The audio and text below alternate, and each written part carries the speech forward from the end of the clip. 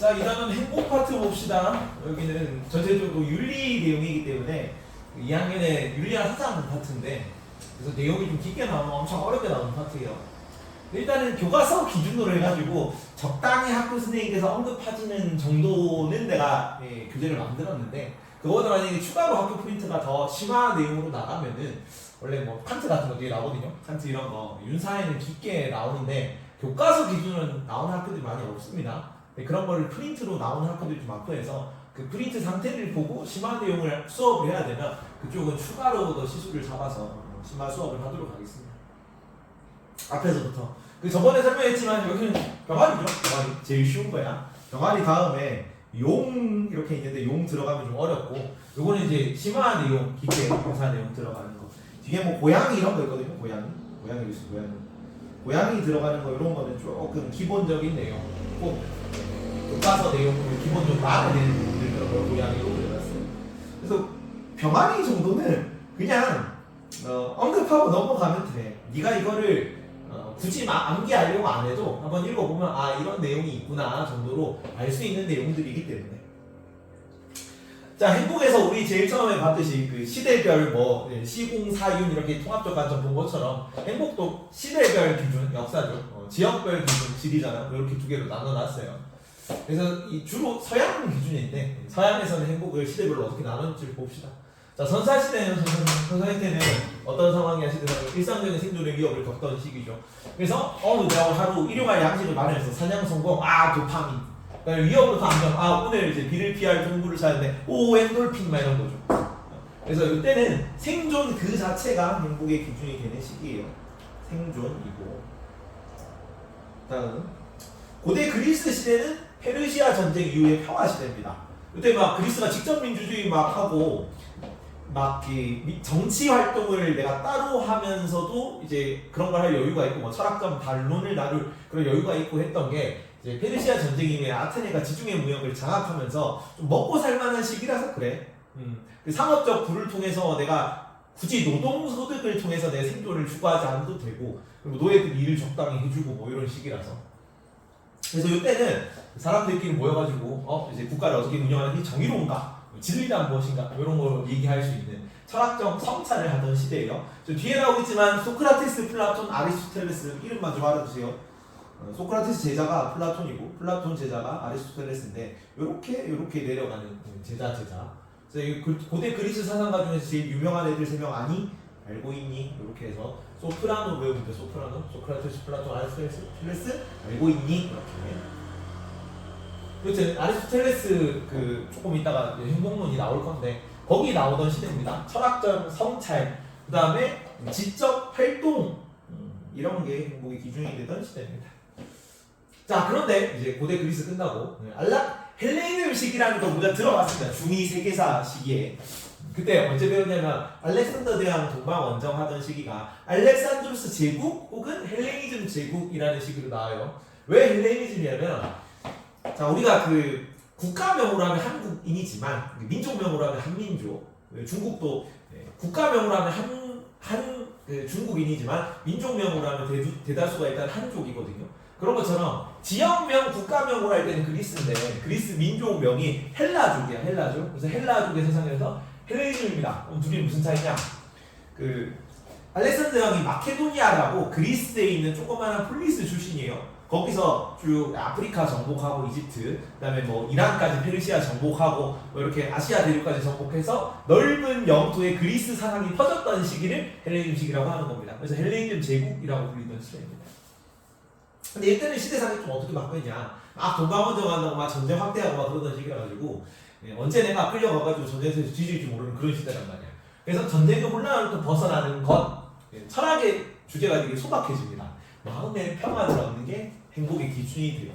어떻게 하면 내 마음이 불안에 시들리지 않을 것인가? 지금 살기 힘들죠? 이 살기 힘든 시기에 내가 어떻게 하면 편하게 좀 살 수 있을 것인가? 그런 거에 집중하는 시기가 헬레니즘 시기입니다. 뒤에 에피쿠르스 학파 혹은 스토아 학파라는 사상가들이 나올 거예요.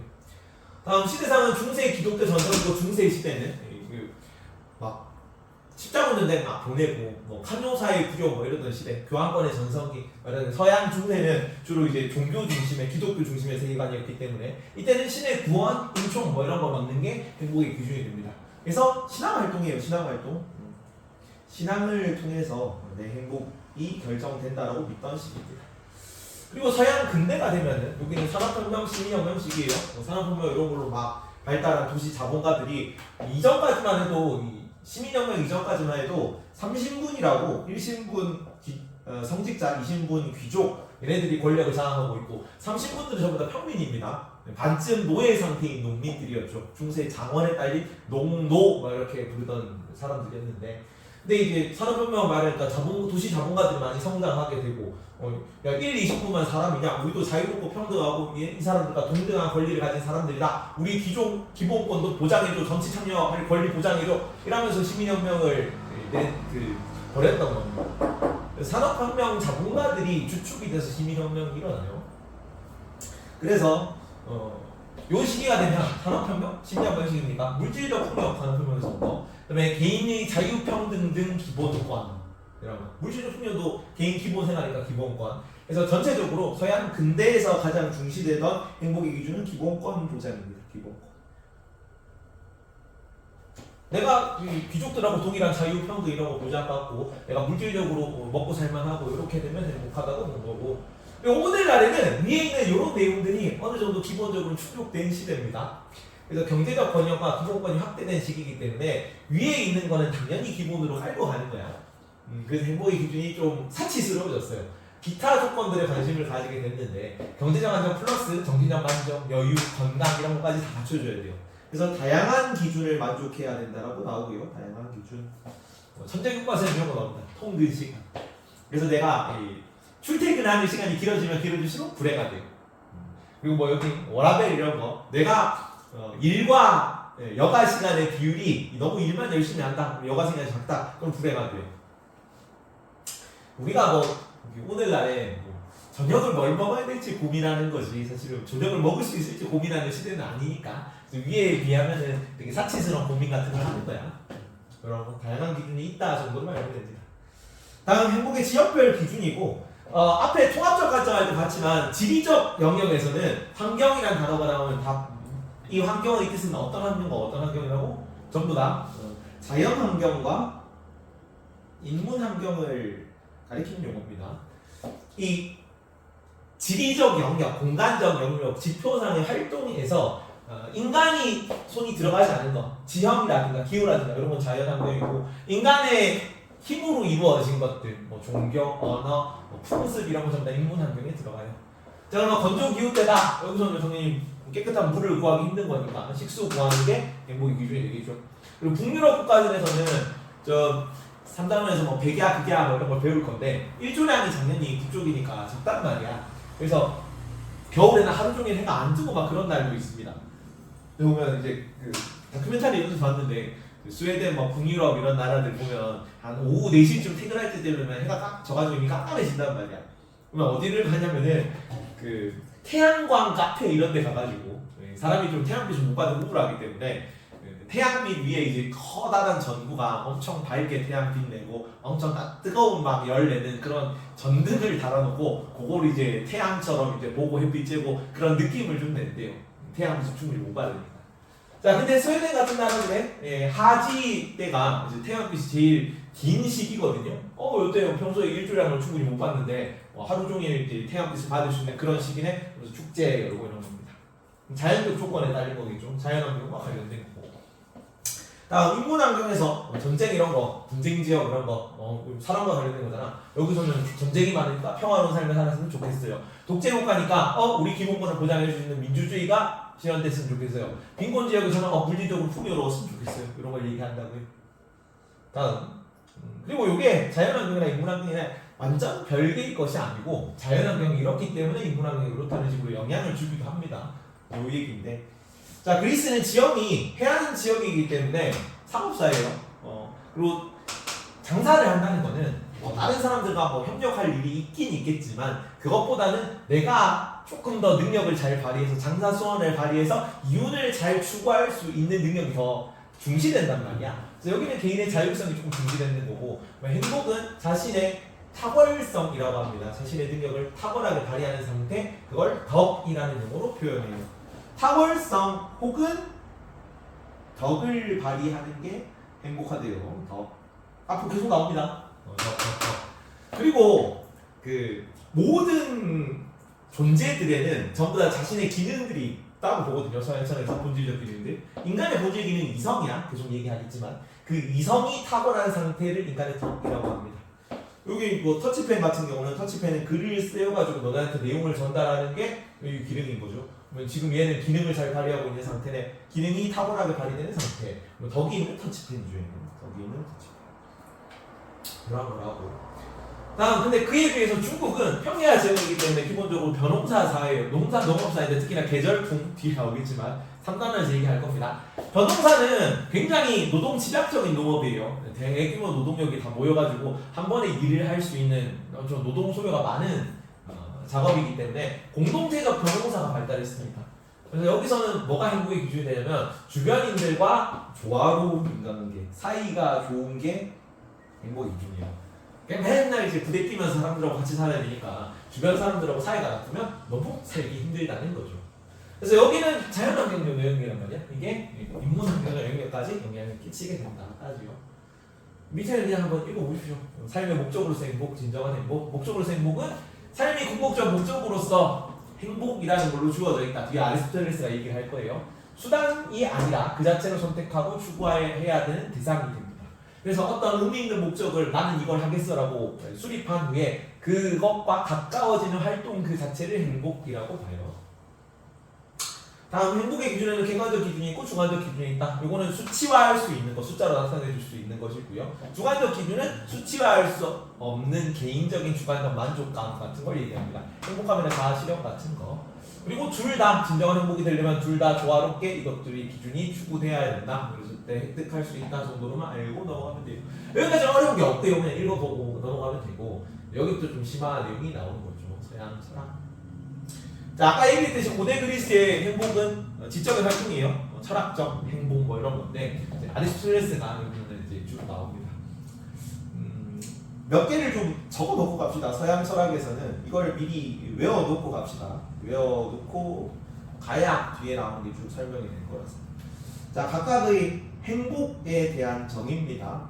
첫 번째, 아리스토텔레스라는 사람이 아리스토텔레스 행복을 뭐라고 정의했냐면 행복은 덕에 따르는 다 외워야 됩니다. 이거는 따르는 영혼의 활동이라고 정의했고요. 영혼의 활동. 근데 여기서 덕이 뭔지도 좀 알아주세요. 덕은 아까 뭐라고? 본질 기능의 타고남인데 본질 기능 인간의 본질 기능은 이성이라고 이성의 타고난 상태. 이성이 타고난 상태로 정의합니다. 이성이 타고난 상태.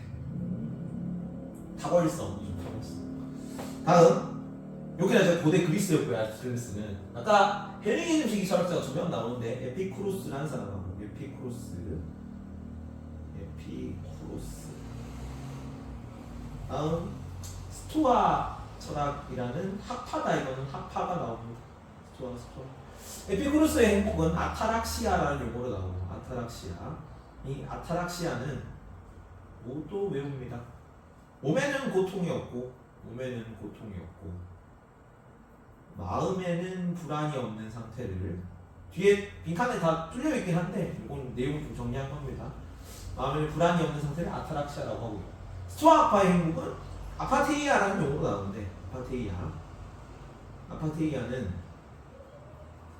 정념에 흔들리지 않고 정념 X 자연의 질서에 따라 사는 삶을 아파테이아라고 합니다. 조금 이따 설명하겠습니다. 다음 벤담이라는 사람이 나올 거고요. 벤담의 행복은 쾌락 그 자체다. 쾌락이자 목적이야.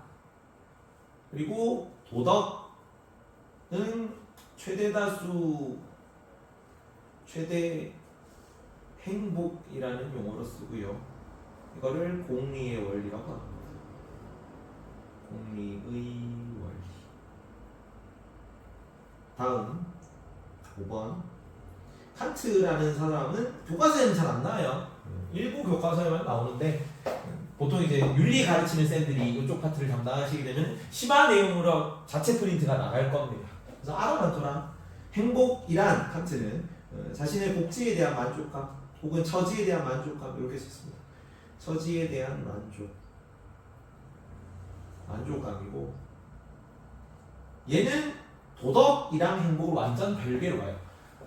벤당 같은 경우는 쾌락이고 목적 그 자체인데 여기는 도덕은 많은 사람들이 쾌락을 올려주는 게 도덕적인 거거든. 근데 칸트는 그냥 도덕 법칙이라는 게 따로 별개로 있어. 그리고 행복하는 거는 도덕이랑 완전 별개지만 도덕 법칙을 따르고 난 다음에 도덕적으로 산 다음에 행복할 자격이 주어진다고 봤습니다. 일단 적어둡시다. 나중에 혹시 학교 추가 프린트가 나오면 자세히 이 내용을 볼 거예요. 도덕은 도덕 법칙을 따른 사람이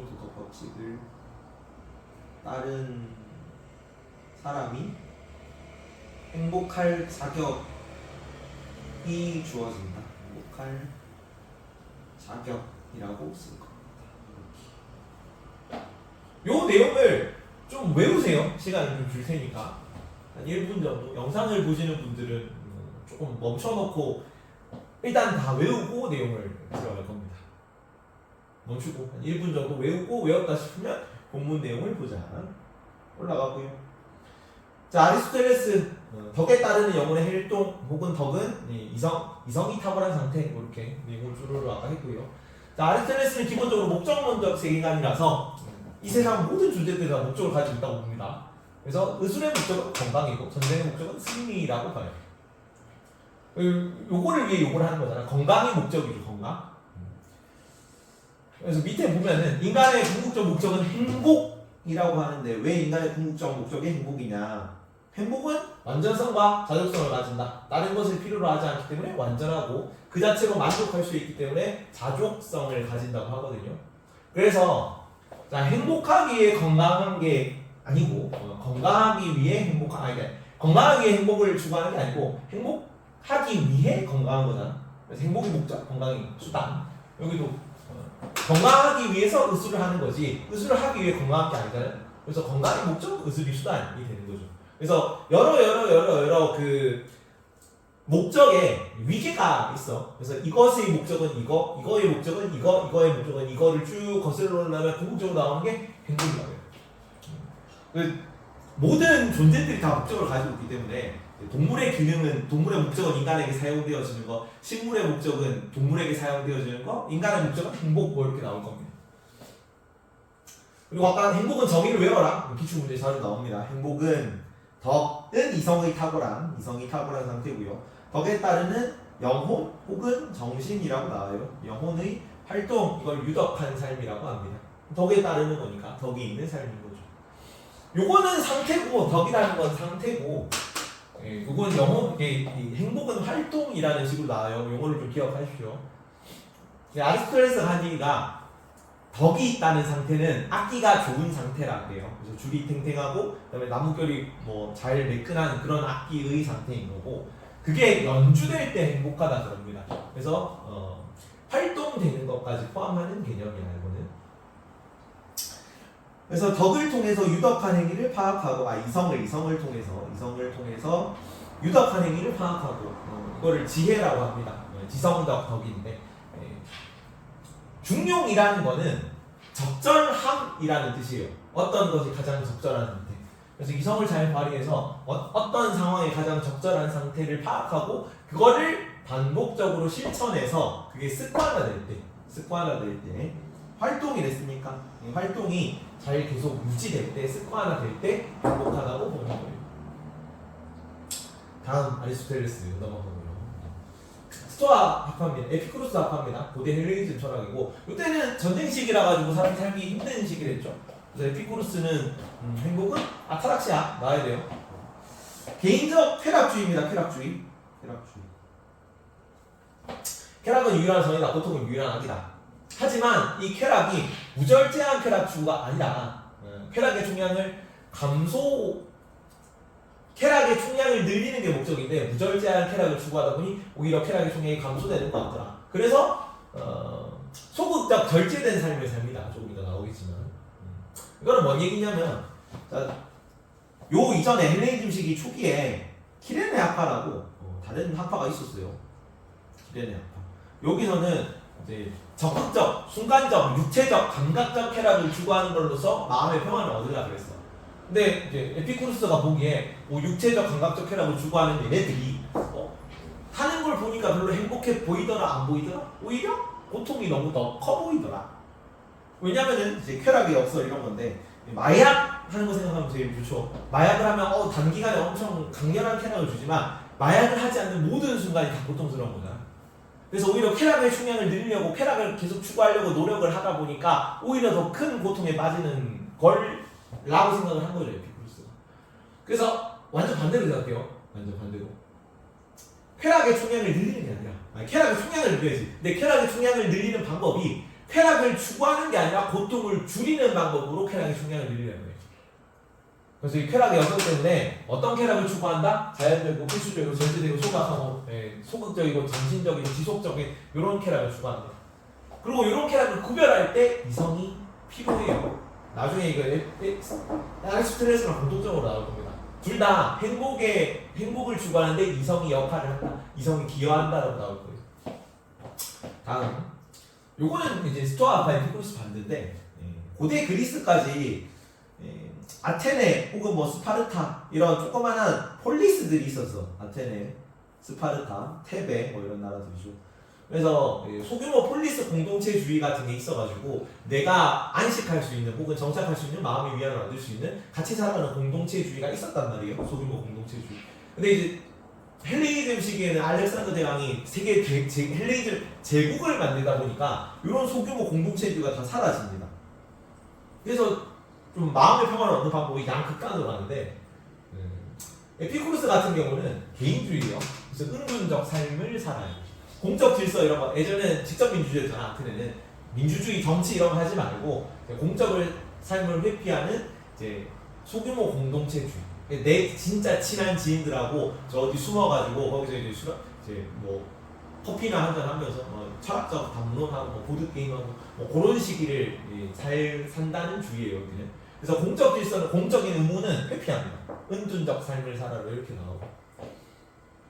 그리고 여기는 고통을 줄이는 게 주기 때문에 마음에는 마음의 고통이 불안이죠. 마음에는 불안. 육체는 고통이 없는 상태를 행복이라고 봅니다. 이걸 아타락시아라고 번역을 하는데, 타라소라는 단어가 고통이에요.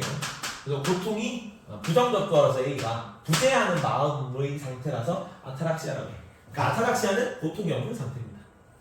그래서 뒤에 문제가 나오겠지만 에피쿠루스 좀 어려운 선지로 윤사에 이런 내용이 나와요. 너네 28년 통사 예시문안에 나왔었던 선지인데, 모든 고통이 사라진 상태에서는 더 이상 쾌락이 증가하지 않는다. 에피쿠루스 입장에서 맞을까? 모든 고통이 사라진 상태에서는 더 이상 쾌락이 증가하지 않아. 옳은 선지입니다. 옳은 선지. 왜 옳은 선지냐면 모든 고통이 사라진 상태가 쾌락의 충량이 가장 큰 상태야. 여기는 쾌락을 추구하는 게 아니라 고통을 줄이는 걸 추구하는 거예요. 그래서 모든 고통이 사라지면 그게 아타락시아고, 거기서는 쾌락이 더 이상 증가하지 않습니다. 만약에 거기서 쾌락을 더 추구하려고 그래, 그럼 고통이 오히려 더 커져요. 그런 선지가 나왔었고요.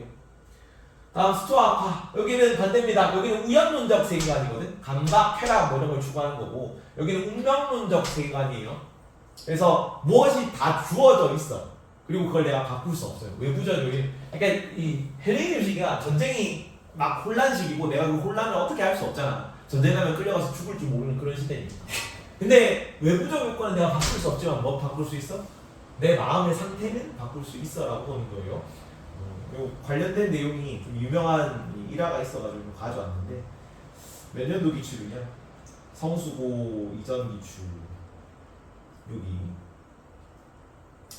성수고 때 이때가 22년도에 윤리 선생님께서 내신 거야. 이걸로 윤리 내용이기 때문에. 다음 일화의 주인공 스파르타 스토아파고요. 스토아파가 그 헬레니즘 시기에 좀 널리 퍼졌던 학파였기 때문에 로마 시기까지 유행했고, 노예부터 그다음에 황제까지 아우렐리아스 황제, 에피토테스, 여기는 에피토테스고요. 노예 출신 스토아 철학자예요. 그래서 거기 이제 얘가 전름발이었기 때문에 이런 일화가 좀 내려와. 여기는 팔을 비튼 걸로 나왔는데 실제로 뭐 발을 비틀었다 뭐 이런 걸로 나옵니다. 전름발이라서. 자, 어느 날 주인이 그에게 몹시 화가 나서 팔을 비틀기 시작했다. 그가 편관하게 주인님 그렇게 계속하시면 저희 팔이 부러질 것입니다 라고 말하였다. 더욱 화가 난 주인은 계속 그의 팔을 비틀었고 결국 팔은 부러지고 말았다. 이 순간에도 그는 평온함을 잃지 않고 말았다. 제가 그렇게 될 거라고 말씀드리지 않았습니까? 요게 스토아키지. 이미 팔이 부러지는 거는 결정돼 있어. 내가 바꿀 수 없단 말이야. 뭐만 바꿀 수 있어? 그 팔이 부러지는 거에 대한 내 마음의 태도만 바꿀 수 있지. 너네가 이미 뭐 4등급, 5등급을 받는 건 이미 정해져 있잖아. 근데 왜 불안해? 4등급이 뭐 하면 안 되는데 막 이렇게 너가 어차피 바꿀 수 없는 거에 괜히 마음 슬퍼하지 말라고. 어차피 4등급이 나올 줄 알았는데 4등급이 나왔네. 그럼 마음이 하나도 안 불안하다는 얘기죠. 4등급을 만든 건 이미 바꿀 수가 없고 거기에 대한 네 마음의 태도만 바꿀 수 있다고. 그래서 마음의 태도를 원래 일어날 것이 일어나는 거에 순응하면 쓸데없는 고통에 고통스럽지 않다는 얘기죠. 이런 내용입니다. 그래서 운명론적 세계관이에요. 쭉 스토아 아빠였고요. 그래서 여기를 반대요. 이 헬레니즘식 세계라는 게 운명이잖아. 그 운명을 거부할 수 없어. 그래서 거부하는 게 아니라 따르고 순응하고 적극적으로 참가해야 된다고. 그래서 공적 의무이행을 강조합니다. 헬레니즘 제국 질서에 참가해서 정치활동을 하는 얘기지. 이미 이건 바꿀 수 없으니까. 이런 내용을 정반대적으로 개인주의, 여기는 세계시민주의. 자, 행복이란 아파테이아라는 용어를 썼는데 정념, 감정입니다. 감정. 정념에 흔들리지 않고 자연의 질서에 따르는 삶. 그게 아파테이아라고 합니다. 자, 요거 파토스라는 게 감정 혹은 정념이라는 뜻으로 쓰여요. 영어 단어 중에 sympathy라는 단어가 있죠. sympathy 무슨 뜻이냐면 공감이라는 뜻입니다. 공감, 동정 뭐 이렇게 쓰이는데 같은 감정, 심이 하나라는 뜻이라서 심포니 할 때 그 심포니가 교향곡인데 같은 소리라는 뜻이야. 심퍼티니까 여기는 같은 감정, 그래서 공감입니다. 그러니까 패스트 요 어근이 파토스에서 와서 이 파토스가 감정이라는 뜻입니다. 그래서 파토스가 없는 상태, 이게 정념이 부재하는 마음 상태, 이게 아파테이아예요. 그러면 파토스는 없고 감정은 없고 뭐는 있냐? 이성은 있어. 자연의 질서가 이성 그 자체야. 여기 외부적 의미를 변경할 수 없죠. 이게 자연 질서, 세계 법칙, 뭐 우주의 질서 뭐 이런 거야. 그게 이성이라고. 세계 법칙이 그냥 이성에 따라 잘 굴러가고 있는 거를 그거를 이성에 따라 이성으로 그 질서를 인식해서 거기에 따라 사는 삶. 그게 아파테이아. 그게 행복이라고. 그러면 내가 쓸데없는 불안에 많은 거에 시들리지 않을 수 있다는 거죠. 이렇게 살라 그랬고요. 자, 근데 두 명 나오는데 공리주의 아까 벤담이라는 사람이 얘기를 했어요. 행복은 쾌락이고 인생의 목적입니다. 쾌락이자 인생의 목적. 그리고 도덕은 뭐냐? 도덕은 공리의 원리를 추구하는 것. 최대 다수의 최대 행복이 곧 선입니다. 근데 뭐랑 반대되는 입장으로 나오냐면 에피쿠르스는 개인적 쾌락주의야 여기는. 소규모 공동체, 은둔적 삶 이런 걸 추구하는데 여기는 사회적 쾌락주의의 차이점입니다. 그래서 여기서는 내 개인의 행복을 저하시키잖아. 그건 덕이 아니야. 근데 여기서는 내 개인 행복을 저하시키지라도 덕일 수 있습니다. 도덕적인 거일 수 있어.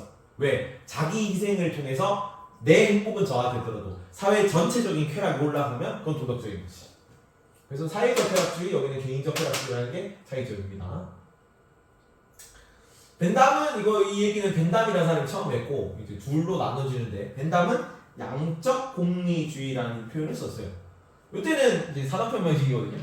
그래서 사실 벤담은 이제 산업혁명 초기에 노동자들이 엄청 자본가들은 착취당하면서 하루에 16시간씩 일하고 여기서 시위하고 그렇습니다. 초기 노동자들이 하루 12시간 노동을 보장하라. 16시간씩 일해서 그래요. 엄청 열심히 막 힘들게 일하니까. 그래서 노동자들의 쾌락, 고통이나 자본가들의 쾌락, 고통이나 똑같은 고통이다. 그래서 노동자들의 고통, 쾌락 이런 걸 총 다 합한 걸로 사회 전체 쾌락의 양을 따지자. 이런 식으로 해서 질적 차이를 인정하지 않은 사람입니다. 양적 공리주의자고요. 모든 쾌락은 질적으로 동일하고. 이 표현을 외워두세요. 인류는 쾌락과 고통이라는 두 군주의 발밑에 있다, 지배 아래 있다 이런 식으로 나오는데 이 표현이 나오면 벤담 전용 선지입니다. 벤담이 입법 소설을 방법과 입법 소설이라는 책에서 쓴 내용인데 뒤에 나오나? 뒤에 등신으로 나오기 때문에 짠. 요게 벤담 재질문으로 나올 거예요. 그래서 이거는 안 외워두면은 도덕과 입법의 원리 수업 벤담이라는 걸 모르기 때문에 외워둬야 된다. 외워둬야 나중에 이거를 에피쿠루스로 봐도 이 표현만 보면 에피쿠루스 같기도 하고 밀 표현 같기도 하단 말이야. 이거를 벤담 전용 재질문이라는 걸 알고 있어야 이거를 공리주의로 풀 수 있다는 거죠. 그래서 외워둡니다. 다시 돌아가서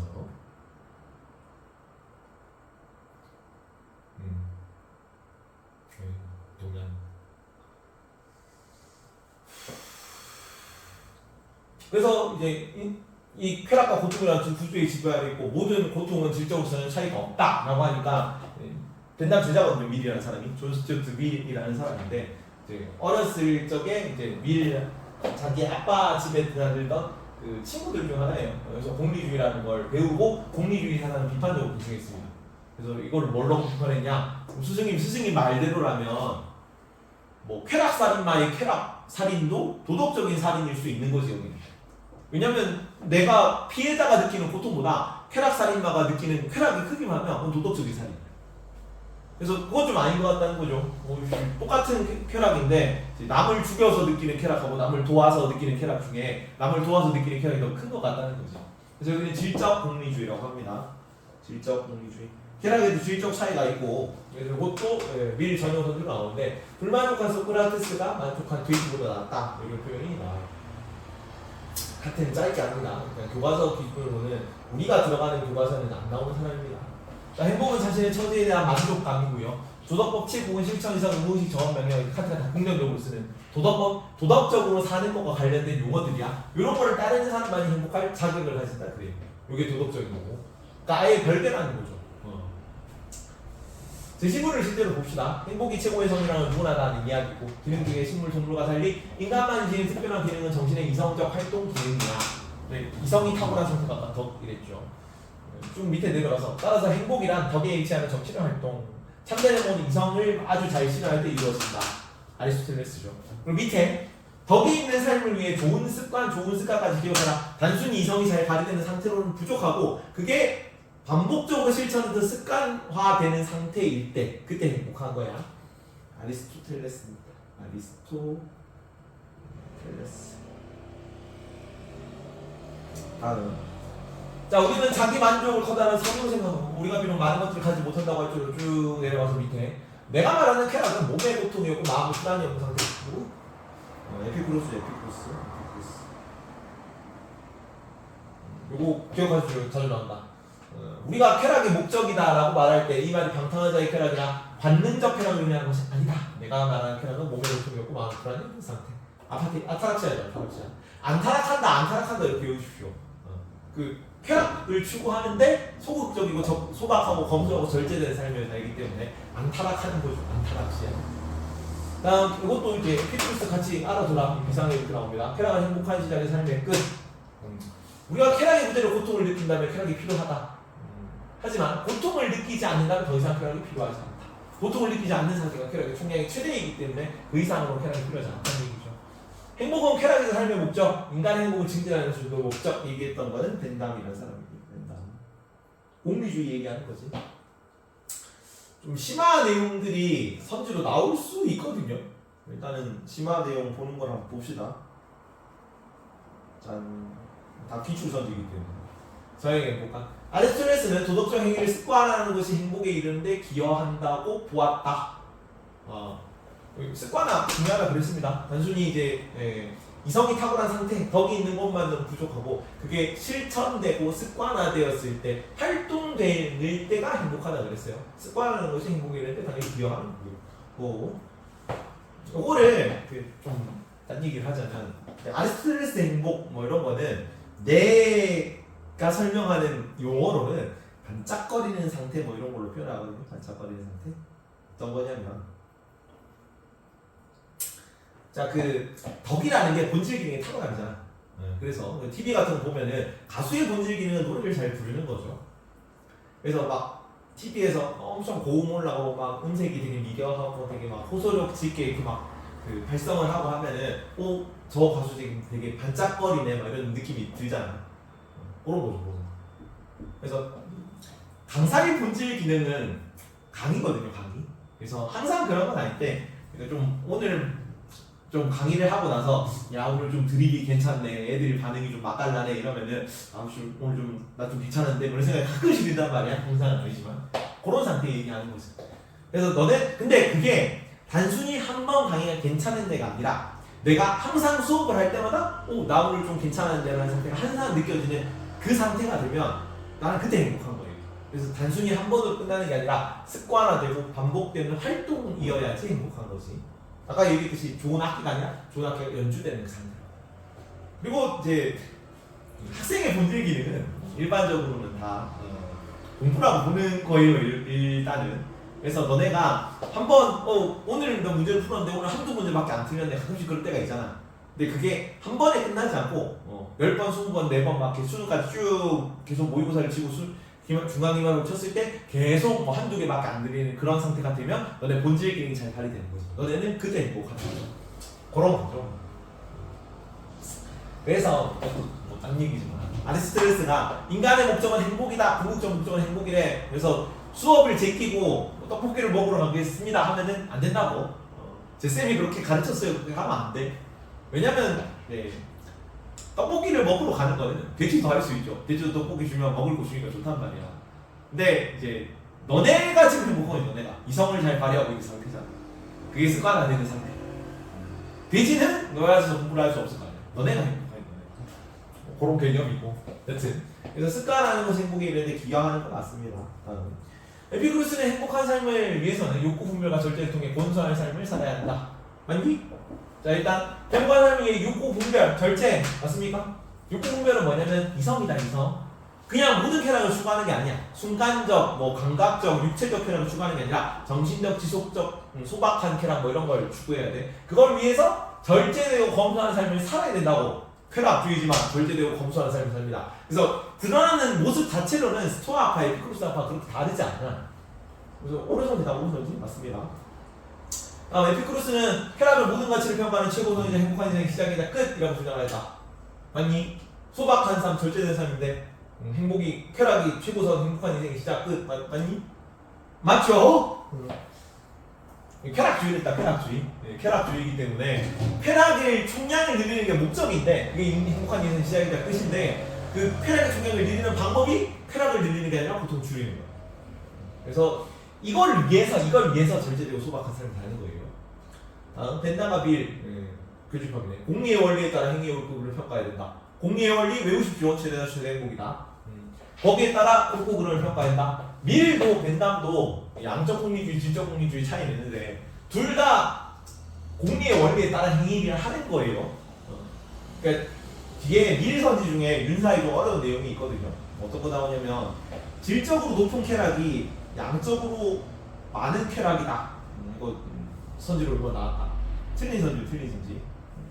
뭔 얘기냐면 자, 근데 왜 이제 질적인으로 높은 쾌락을 추구해야 되는데 왜 공리의 원리가 오른선지냐면 최대 행복이 오른선지냐면 요 얘기입니다. 자, 질적으로 낮은 쾌락이 있지. 그러면은 여기도 양이 많은 쾌락, 양이 적은 쾌락, 양이 많은 쾌락이 있잖아. 근데 요 때는 뭘 추구해야 된다고? 양이 많은 쾌락을 최대 행복을 추구해야 된다. 질적으로 높은 쾌락이 있지. 여기도 양적으로 많은 쾌락, 양적으로 작은 쾌락이 있다고. 이 질적으로 높을 때, 질적으로 둘이 같이 높을 때는 어떤 걸 추구해야 된다고? 양적으로 많은 걸 추구해야 된다고. 자, 근데 질적으로 높고 양적으로 작은 거랑 질적으로 낮고 양적으로 많은 거 있을 때는 이걸 추구하라는 얘기죠. 질적으로 높은 걸 추구하라는 얘기지. 이런 거. 그래서 하여튼 둘 다 공리의 원리를 따르는 건 맞아요. 공리주의자죠. 양적 공리주의, 질적 공리주의 차이지만. 쭉. 뒤에는 요까지만 일단 하고요. 벤담 칸트는 조금 심한 내용이라서 일단 요까지만 하자. 3개만. 자, 아리스토텔레스는 중용의 실천을 위해서는 이성적인 능력이 요구된다고 본다. 중용이라는 게 아까 적절함이었다. 적절함, 적당함. 위에 나오죠. 적절함, 적당함. 아리스토텔레스 여기 이성을 통해 유덕한 행위 중용 요거. 그 상황에서 가장 적절한 행위 그게 덕이 있는 행위야. 그거를 파악하고 그걸 하는 거라고.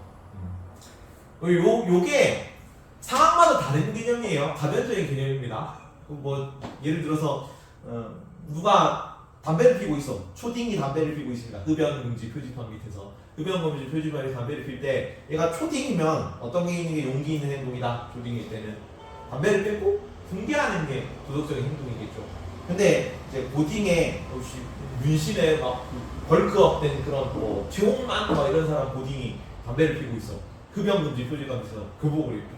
그때는 뭐 신고를 하거나 전화를 하거나 아니면 뭐 흡연금지 표지판 붙여놓은 식당 주인한테 얘기를 하거나 이게 용기 있는 행동일 거라고. 그래서 그 상황에 가장 맞는 적절한 행동이기 때문에 그거는 내가 이성을 발휘해서 그 공동체 생활 속에서 적응함으로써 알 수 있는 개념이에요. 그래서 중용을 파악하기 위해 이성이 필요하고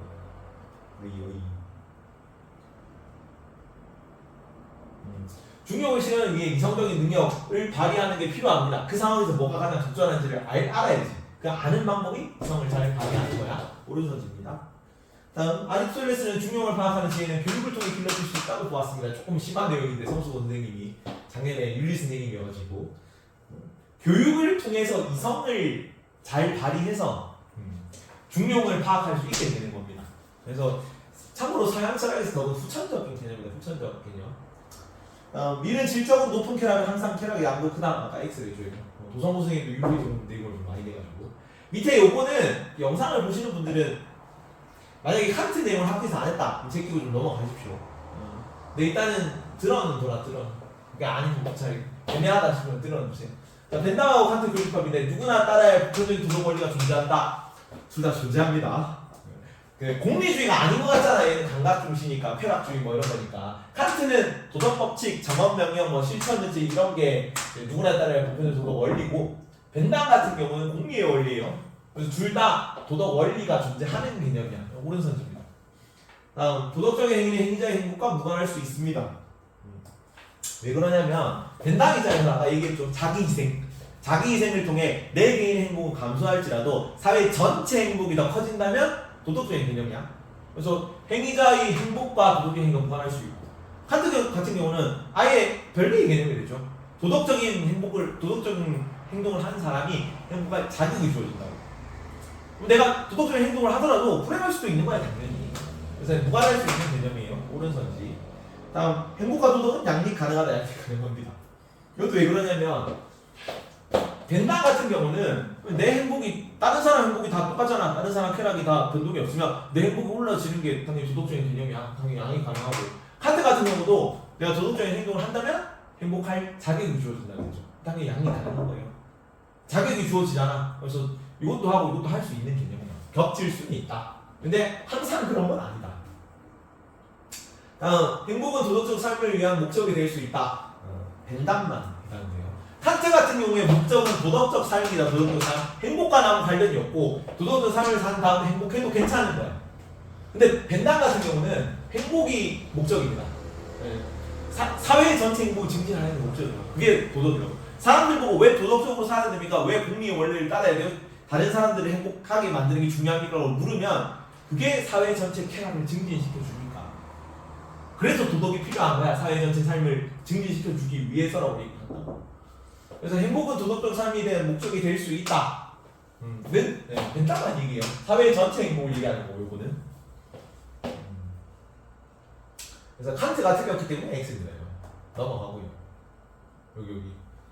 칸트 입장에서 목적은 도덕을 따르고 행복은 도덕적 삶을 살아야 부가적으로 주어진 자유가 있습니다. 짠. 문제를 같이 한번 풀어보자. 자, 아까 얘기했던 거 스토아파죠? 에픽토테스 설하다. 에픽토테스가 이제 스토아파 철학자로 대표적으로 나오고 오늘의 충실해라 요 얘기는 그 로마 뭐 시인이 한 얘기래요. 윤리사 교육과정을 좀 벗어나는데 그냥 넣어 주신 거고요. 자, 자연과 우주질서의 순응하고 복종하라 요 얘기는 우주질서 순응 요가가 그 운명론적 세계가 그거 얘기입니다. 요게 이성에 따라서 하는 거죠. 우주질서에 순응하는 게. 요게 아파테이아잖아. 그리고 정념에서 벗어나는 것도 아파테이아죠. 둘 다 아파테이아이기 때문에 아파테이아. 스토아파 선치. 밑에 공적인 삶을 피하고 순화 삶을 라테 비오사스라고 하는데 아파테이아가 아니라 요거는 아타락시아 얘기지. 요거는 에피쿠루스네 에피쿠루스. 그래서 스토아파 두 개 니은 디귿이 정답이고 3번이 옳은 거지. 다음 아까 요 쾌락과 고통이랑 주구주의 지배하는 벤담이었죠. 양적 공리주의 얘기하는 겁니다. 벤담. 자, 인간의 삶의 목적은 행복이며 행복은 쾌락이다 라고 얘기했던 거. 벤담은 이렇게 얘기하겠지. 삶의 목적은 행복하고 쾌락. 최대한 수에게 최대 행복을 주도록 행동해야 되는 거 맞고요. 이게 공리의 원리죠. 최대한 수 최대 행복은 개인의 도덕 행위만 해당되는 원리가 아니라 사회 전체적인 도덕 행위에도 다 해당되는 원리야. 그 개인의 도덕 행위 말고 법을 만들 때도 최대한 최대 행복을 증진시키는 법을 만들라 그래. 그래서 사회적인 개념이에요. 사회적인 거. 도덕과 입법의 원리 서론이다. 지은 책임이. 모든 쾌락은 질적으로 동일하고 쾌락과 고통이 하는 측정 가능한 벤담 얘기입니다. 이게 밀은 부정하겠죠. 제시문이 벤담 전용 제시문이기 때문에. 그래서 첫 번째, 두 번째, 네 번째니까 자원기 얘기겠지. 답이 4번. 요거는 내용이 좀 어렵게 나왔는데 너네 2년 뒤에 수능이 이렇게 나올 겁니다. 수능 통산 28년 내신 미만인데. 최고선이 행복이 무엇인지 알려면 고유한계는 최고선이 최고 목적이다. 궁극적 목적 얘기하는 거야. 행복이 무엇인지 알려면 인간의 고유한계는 이성을 동반하는 정신활동이고 품성 상태가 덕이므로 행복이란 덕에 따른 정신의 활동. 아리스토텔레스죠. 아리. 밑에 쾌락은 행복의 시작의 끝이고 우리가 추구할 만한 쾌락은 몸의 고통이고 마음의 동료가 없는 상태는 에피쿠스죠. 행복은 인간의 모든 행위의 궁극적 목적이다. 궁극적 목적은 아리스토텔레스는 행복이라고 보니까요. 오른손지고요. 유독함이 행복을 증진하지만 행복의 필수 조건은 아닙니다. 아니죠. 필수 조건. 행복하려면 어떻게 해야 돼? 행복은 덕에 따르는 영혼의 활동. 그러면 행복하려면 반드시 덕이 필요한 겁니다. 필수적인 내용이기 때문에 필수 조건은 아니다가 틀렸어요. X. 자, 딕은 에피쿠로스. 모든 고통이 제거되면 쾌락은 더 이상 증가하지 않는다. 증가하지 않습니다. 오른손지고요. 아까 얘기했지. 모든 쾌락이 제거된 그 상태가 아사락시야. 가장 쾌락의 중량이 큰 상황이에요. 자, 이성의 능력을 발휘해 행복에 이를 수 있다. 둘 다 오른손입니다. 그래서 기읍, 딕을, 리을. 리을이 조금 에피쿠로스 입장에서 내가 좀 어려울 수 있는데 국가 내용을 좀 벗어나는 개념이거든요. 근데 아까 얘기했듯이 저 위에 봤죠? 뭘 통해서 이런 쾌락을 구분할 수 있었다? 이성을 통해 쾌락을 구분해서 이런 쾌락을 추구해야 쓸데없는 고통이 늘어나지 않는 겁니다. 고통을 줄일 수 있는 거라고 이런 쾌락을 추구할 때만. 그래서 이성의 역할을 반드시 둘다 교집합으로 나와요. 넘어가고 자, 다시 여기. 그래서 기읍, 딕을, 리을이 정답. 이렇게. 리을이 조금 어려운 선택이긴 한데 뒤에 뭐 기읍, 딕은 또 없고 하니까 넘어가고. 요거는 동양 철학까지만 합시다. 여기까지.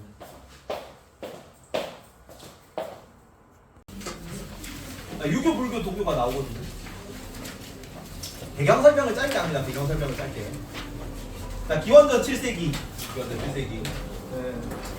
역사학적으로 보면 이 시기가 되게 중요한 시기거든. 너네가 뭐 유교, 불교, 도교 많이 들어봤을 텐데 이거는 좀 처음 들을 수도 있고요. 4세기인데. 자, 석가모니 인도죠. 그다음에 노자 도교 만든 사람입니다. 공자 배경 설명으로 들으세요. 그냥 유교 만든 사람. 소크라테스 다 비슷한 시기 사람이에요. 기원전 한 6세기가 공자가 따뜻한 사람이다. 따뜻한 사람. 공자의 사람인 따뜻한 사람. 551년생이고 소크라테스가 470년. 사치가 0이죠. 철학자이기 때문에 가난하게 살았대요. 사치가 0이기 때문에 470년. 노자 석가모니는 그 생물년 이상이긴 한데 한 요 시기쯤을 보고 있어. 공자랑 비슷한 시기 살았죠. 노자는. 그래서 요 시기에 기원전 한 7에서 4세기경에 석가모니 뭐 대승불교, 소승불교 뭐 선종 뭐 이렇게 나오는 거고 노자는 노자, 장자 이렇게 쭉 나오는 거고 공자, 맹자, 순자, 소크라테스, 플라톤, 아리스토텔레스 요 시기에 나오거든. 왜 요 시기에 갑자기 얘네들은 1년씩도 없습니다. 노자, 공자는 만나봤고 석가모니랑 소크라테스가 만나본 적이 없거든. 왜 갑자기 비슷한 시기에 이런 여러 사상들이 나왔을까? 동서양을 막론하고. 그래서 요 시기를 축의 시기라 그래. 축 기둥입니다. 해축할 때 돌려차기 해축 돌려차기.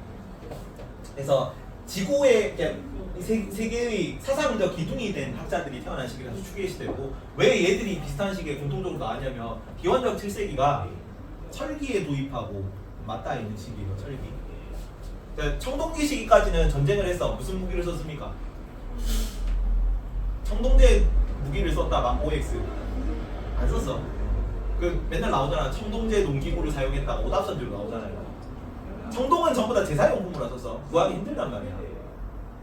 그래서 이 간 섞이는 농경 도구, 뗀 섞이는 사냥 도구, 청동 도구는 이제 전부 다 재사용 도구가 이렇게 만들어져요. 그래서 전쟁을 할 때도 돌도끼 많이 썼단 말이야. 돌, 돌삽 이런 거. 그래서 뼈가 부러지고 멍이 들고 이런 전쟁은 있는데 목이 날라다니고 팔다리가 막 이렇게 되고 그런 전쟁은 없어 이전까지. 근데 이제 철제 농기구가 사용된단 말이야. 철기는 이게 온도를 150도 올릴 수 있는 온도만 넘어가면 돼. 1500도 올릴 수 있으면 철기를 사용할 수 있거든. 청동기는 1000도여야 되고. 근데 청동은 재료가 없다고. 구리랑 주석이 합금인데 구리 주석을 마음대로 구할 수가 없어가지고 귀하니까 재사용 농구로만 쓴 거야. 지배층의 권위를 과시하는 위세품이라 그래. 위세품으로 쓰거든. 근데 철기는 온도를 올릴 수 있는 기술만 있으면 다 널리 보급이 돼요. 청동대 농기구가 사용되고 그러면 생산량이 늘어나고 생산량이 늘어나니까 전쟁이 많아지겠지. 이전까지는 차원이 다른 엄청 대규모 전쟁 이런 게 많이 일어나는 거예요. 그러니까 사회가 혼란한데 그 사회 혼란을 어떤 방식으로 좀 해결해 나가자라는 식에서 이런 여러 사상들이 나온 겁니다. 여기는 춘추전국 시대다, 노자공자는. 여기는 16국 시대라고 교과서 안 나오는데 그때도 혼란기예요. 여기는 페르시아 전쟁이 있었잖아. 그러던 시기라서. 자, 그래서 노자 공자는 도교랑 유교 입장인데 각각 어떻게 하면은 이제 좀 사회 혼란을 좀 잘 극복해 나갈 수 있다고 봤냐면, 공자는 자, 사회의 제도가 무너지고 질서가 무너지고 법이 무너져서라고 봤습니다. 어떻게 하면 돼? 질서, 제도, 법 이런 거를 만들면 돼. 그죠? 그래서 제도, 질서, 사랑에 기반한 인이라고 하거든. 인에 기반한 사랑을 통해서 사회 질서를 잘 만들어 나가자 이런 입장입니다. 노자는 반대입니다. 우리가 막 싸우는데 왜 이게 세상이 혼란해? 너네 같은 애들이 지배층들이거든. 지배층이 좋아하는 세상이야. 유경이. 그러니까 제도, 질서 이런 걸 만든 애들이 누구야? 지배층. 지배층이 덕으로 이제 백성들을 다스릴 수 있는 좋은 제도를 만든 다음에 거기에 따라 통치를 하면 돼라는 입장이거든. 공자는. 근데 노자는 야, 너네 지배층들이 자기 입장 법이니 제도니 질서니 그런 거 만들어가지고 서로 내 제도가 맞다, 내 질서가 맞다라고 우기니까 싸움이 일어나는 거지. 다 없애고 자연으로 돌아가자 여기는. 그래서 여기는 피지배층의 사상입니다. 유교는 나중에 뭐랑 결합하냐면 관료제랑 결합해요. 그래서 지배 통치 규범으로 작용할 거고, 노자는 그 도교가 나중에 피지배층의 학문이기 때문에 민간 신앙이랑 결합해요. 신선 사상 이런 걸로 나와요. 이런 맥락만 알고 갑시다. 배경 지식이고요. 사실은 쓸데없는 얘기고 시험에 안 나옵니다. 유교에서 일단 공자 아니고 공자. 천인합일이라 그러는데 유교에서의 하늘은 도덕적 하늘이야. 그러니까 권선징악의 하늘인데, 옛날에는 나쁜 짓을 하면 벌을 내리고 이런 하늘이거든요. 사극 보면은 엑스트라 1위 하는 3화쯤 돼서 죽잖아. 이제 복면을 쓴 악당한테 막 칼이 베이면서 뭐라고 합니까? 하늘이 두렵지 않느냐 이러면서 죽죠. 그러니까 하늘은 어떤 하늘이고? 벌을 내리는 하늘이잖아. 그래서 임금이 예전에 어떻게 했어요? 임금이 비가 안 내리면 하늘에다가 기우제를 지냈지. 그죠? 근데 너 준우 친구랑 싸울 때 이제 하면서 하늘이 두렵지 않나 이러면서 싸우지 않죠? 학교에서. 그지? 왜 이제 도덕적 하늘관이 없어졌다는 얘기야, 지금은. 지금 대통령이 갑자기 기우제를 비가 안 올 때 기우제를 지낸다고 하면 조금 문제가 되겠죠. 자연적 하늘관으로 대체됐어요. 근데 이전까지는 이 자연 질서라는 거는 도덕적 개념이야. 사람의 본성이 뭐라고? 유교에서는 아까 서양에서는 인간 본성을 뭐라 그랬어요? 이성. 전부 다 그래서 이성의 역할을 강조했잖아. 에피쿠로스도 이성의 역할을 강조했잖아. 그렇죠? 근데 동양에서 유교에서는 인간 본성은 도덕심이라고 합니다. 도덕심. 그래서 자식을 살해한 부모를 살해한 자식 이런 걸 보고 뭐라 그래? 저 짐승 같은, 그렇지, 인간이 아니죠. 도덕심이 없습니다. 동물은 없는데 이 세상 모든 것으로부터 인간을 구분하는 인간만의 특징, 그걸 유교에서 뭘로 갔다고? 도덕심. 인간의 본성이 도덕심이고, 인간이 도덕적으로 사는 게 그냥 자연 질서에 따르는 거야. 그래서 여기는 아침이면 해가 뜨고 밤이 되면 달이 뜨는 게 도덕적인 개념이에요. 선한 개념이야. 이해가죠? 하늘의 질서에 따라 움직이잖아. 근데 하늘이 도덕적이라니까. 왜 선한 본성을 왜 벌을 내려주잖아. 하늘이 두렵지 않느냐라니까. 임금이 덕으로 통치하자면 가뭄을 내리는 하늘이야 여기는. 그지? 그래서 아침이면 해가 뜨면 도덕적인 거고, 아침에 달이 뜨면 부도덕한 거예요. 이해가지? 임금이 통치를 잘못하는 게 본성을 거스르는 거잖아. 아침에 달이 뜨는 거지. 이해가죠? 그래서 여기서 하늘이 부여한 도덕적 본성이 인인데, 인의예지. 도덕심이다. 도덕심으로 해가지고 도덕심에 따라 인의예지구나. 인의예지가 도덕심이고요. 인의예지에 따라 사는 삶이 행복합니다. 인의예지. 왜? 예지? 예지 성이 뭐야? 옹이. 인의 예지 뭐 아니잖아. 홍예지. 인의 예지에 따라 사는 삶이 예지에 따라 삽시다. 예지에 따라 사는 삶이 행복합니다. 자기 본성에 따라 사는 삶이 행복하다는 얘기예요. 하늘이 부여한 도덕적 본성이죠. 근데 뭐가 인의 예지냐? 어진 사랑이라고 해요. 어질 인. 다른 사람과 더불어 사는 인. 그다음에 정의로운 거. 여기는 뭐의 의미랑 좀 다르냐면 견리사의 이런 용어가 나오거든. 이로움을 보면 의로움을 생각한다. 견리사의는 가난함과 반대되는 의미입니다. 의롭다는 거는. 그러니까 지배층 입장이죠. 네가 높이 올라가더라도 부정부패 안 하고 백성들 수탄 안 하고 그렇게 하는 게 정의로운 거야라는 입장이죠. 그래서 유교에서 이상적 관리상을 뭐라 그러냐면 청백리라고 합니다. 청렴결백한 관리죠. 그래서 이게 정의로운 거고, 정의로운 거. 그다음에 예의 있는 거. 친구들과 예의로서 사귄다. 그다음에 배움을 통해 얻는 기쁨이죠. 하기 시습지 불령 열보하. 그래서 배우고 때때로 익히니 또한 기쁘지 아니한가요? 기쁘지 아니합니까? 이게 인간 본성이라니까요. 그래서 옳고 그름을 판별할 수 있는 지식, 지혜 이런 게 하늘이 부여한 도덕심 중 하나라고 봅니다. 너나가 이거를 맹자가 양지 알 필요 없는데 양지 양능 이런 단어를 표현하거든요. 양지, 타고난 도덕 인식 능력이야. 너네가 나이가 어리더라도 2살, 3살도 뭔가 다른 사람들에게 불평등하게 대해주잖아. 얘는 사탕을 2개 주고 얘는 사탕을 4개 줘. 그러면 그거를 저거 잘못된 거라는 인식을 가지고 있대. 2살, 3살짜리. 이해가죠? 그러니까 우리가 타고나기를 이런 도덕 인식 능력을 가지고 태어나잖아.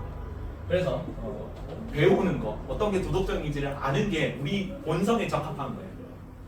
그래서 유교에서 공부해라.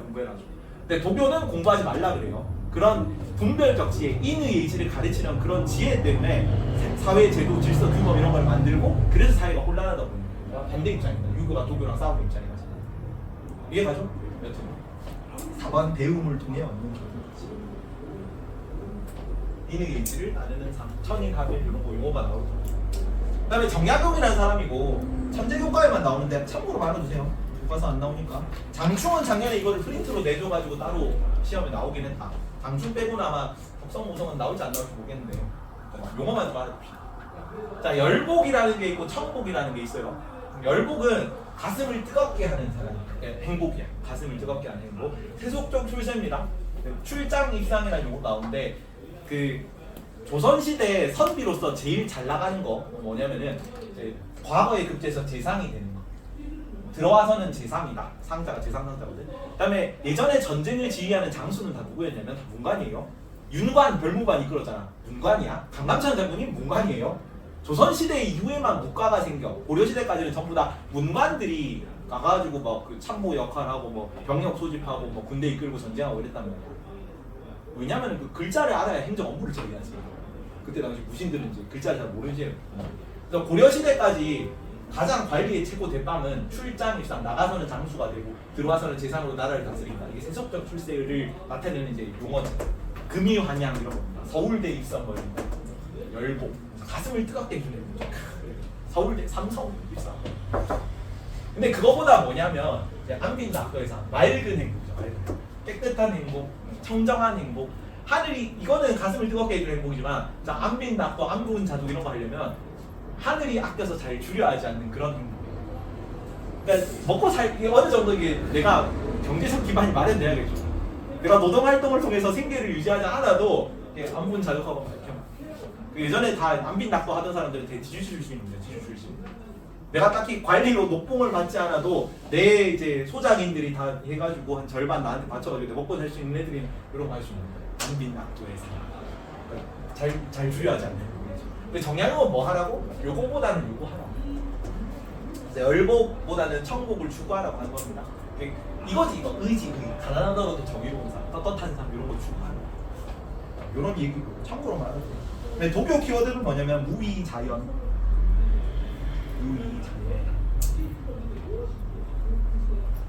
인위적인 거입니다. 인위적인 거. 자기적이다 할 때 그 위자야. 뭔가 꾸며낸다는 얘기거든요. 원숭이를 상영한 글자인데 원숭이가 나무를 오르는 모습 이런 데 있고 원숭이가 나무를 오르는 모습을 본뜬 글자예요. 그래서 인위적으로 무언가를 한다라고 그게 없는 상태가 무위야. 근데 이 위가 뭐냐면 인의 예지 같은 게 위예요. 도교에서는 인간 본성이 도덕심이라고 보지 않아. 인간 본성은 그냥 먹고 자고 싸봅니다.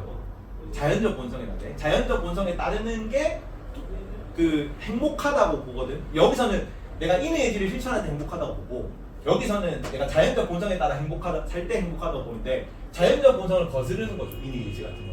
인간이 꾸며내는 거잖아. 그죠? 그래서 이런 거 다 없애고 자연으로 돌아가라고 얘기해.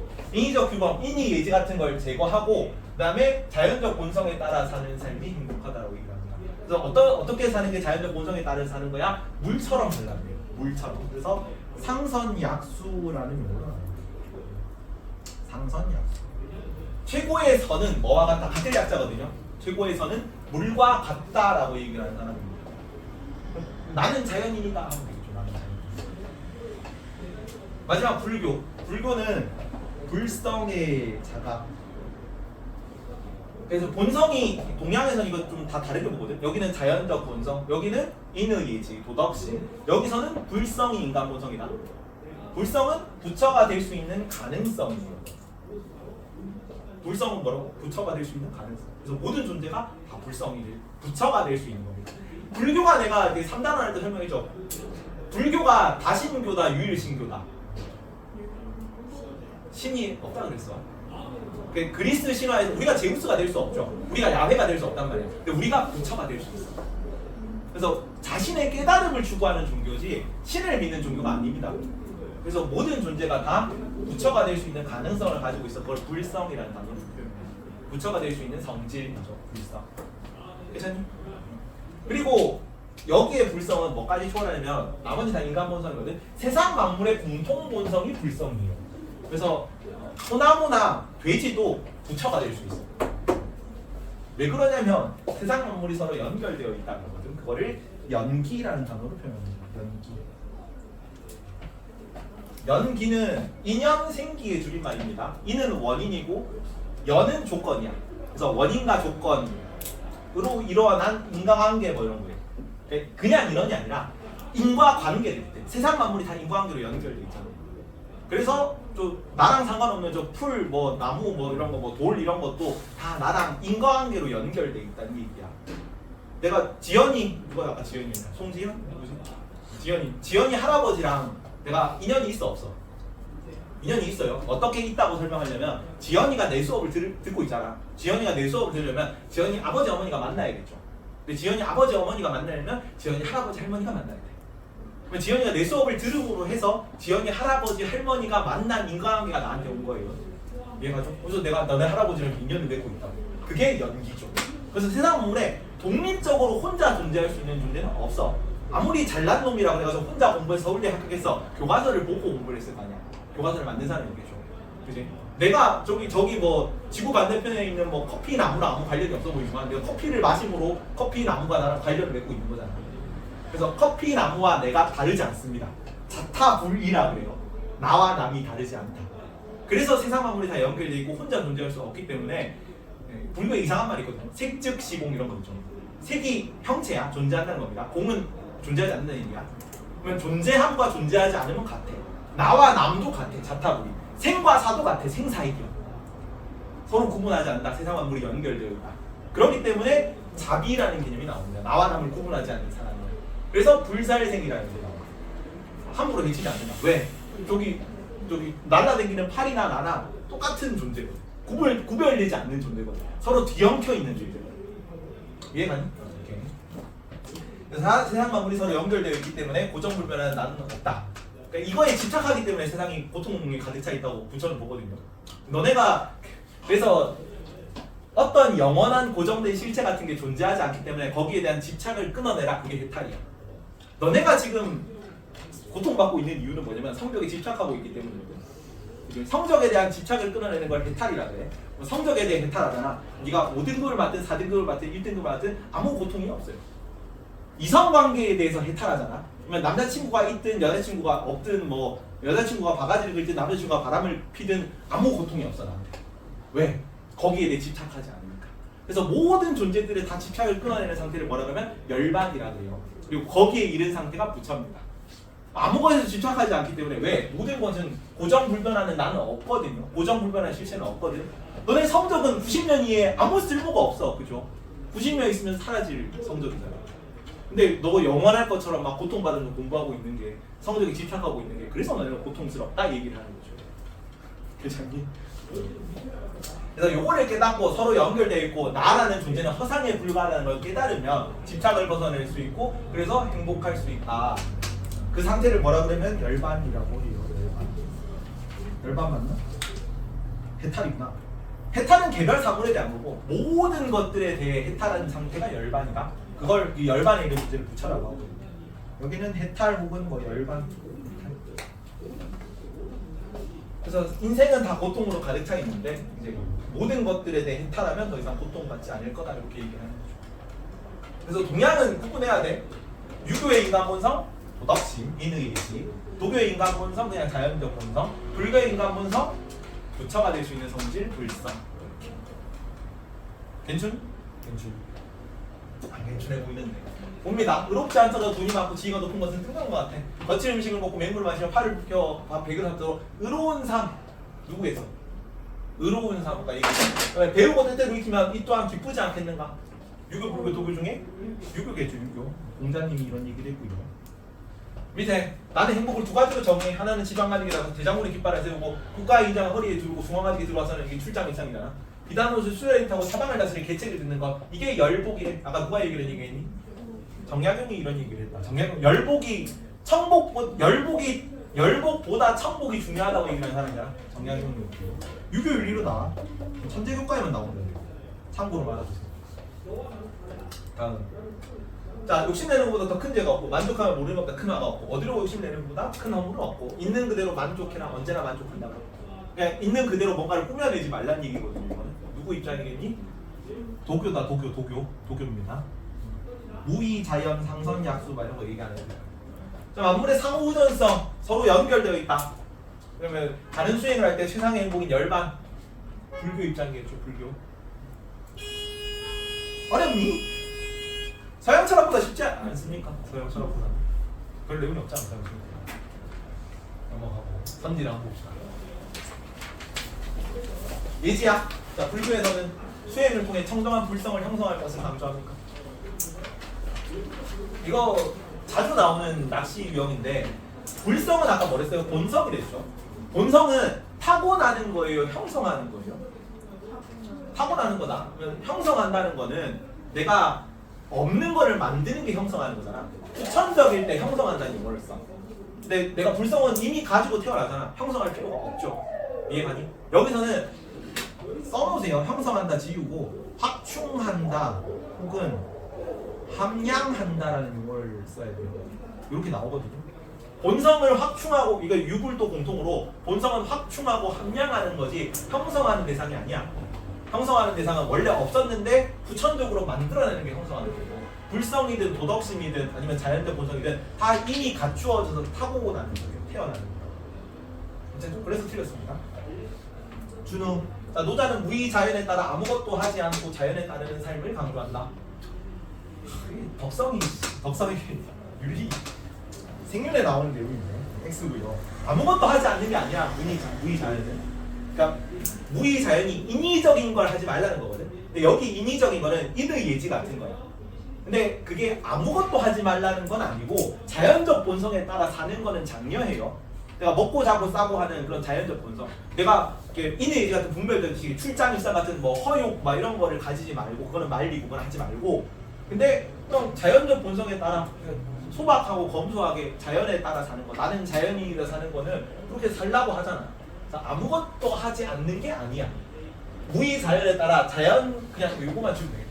무의 자연에 따라 자연에 따르는 삶을 강조한다. 하는 거죠. 요거 때문에 틀렸죠. 아무것도 하지 않는 거. 자연적 본성에 따라 사는 건 하는 거죠. 이해가죠? 여기도 내용은 어렵지 않은데 낚시 문제가 좀 이렇게 나와서 덕성이 윤리 좀 많이 내서 내용이에요. 자, 공자는 친소를 구분하는 사랑을 실천. 계속 심한 내용이 좀 나오는데 누구냐? 도선이 원래 좀 이래. 도선이 윤리 그냥 프린트를 수업을 하시더라고. 유교의 사랑은 참고로 차별하는 사랑이다. 인이라는 거 유교의 사랑이 인이거든. 인은 존비친소 알 필요 없습니다. 존비친소 존귀하고 비천하고 친하고 소원하고 멀고 가깝고 시비선악 옳고 그르고 선하고 악하고 가리는 사랑이 인이야. 뭔 얘기냐면 자 공자님한테 공자님 제아라고 공자님 제자가 있어요. 공자님 제자인 제아가 공자에게 물었습니다. 모든 마을 사람들로부터 모두 미워함을 받는 자가 있다면 그 사람은 선한 사람입니까? 아니다. 그 사람은 착한 사람이 아니다. 그럼 모든 마을 사람들로부터 조화함을 받는 사람이 있다면 그 사람은 착한 사람입니까? 아니다. 그 사람은 착한 사람이 아니다. 그럼 누가 착한 사람입니까? 착한 사람들로부터는 조화함을 받고 나쁜 사람들로부터는 미워함을 받는 사람이 좋은 사람입니다. 법리기지 이해 가니? 아까 불교는 세상하고 우리 다 귀엽게 있죠. 다 연결돼 있잖아. 그래서 차별하지 말라 그래. 유교에서는 나쁜 놈은 차별을 해야 되는 거야. 나쁜 놈은 벌하고 착한 게 도덕적 하는 거 아니잖아. 착한 놈은 상을 주고 나쁜 놈을 벌을 줘야 세상이 바르게 갈 거라고 보는 거거든. 그래서 차별적인 사람이다. 그래서 친하고 소원하고 멀고 가깝고를 구분하는 사람이 이게 인입니다. 인을 의지할 때 그 인을 실천해서 사회문화를 극복해야 한다고 봐요. 근데 조금 심한 내용인데 참고로 안 하는데 들어만 주세요. 자, 노자 공장 공통인데 타고난 본성에 따라 살아야 됩니까? 맞니? 수진이 맞아요. 타고난 본성에 따라 살아야 됩니다. 맞아요. 모든 입장 공통으로 서양 철학도 마찬가지라 타고난 본성에 대한 정의가 다를 뿐이지 타고난 본성에 따라 살 때 행복한 거예요. 분석 봅니다.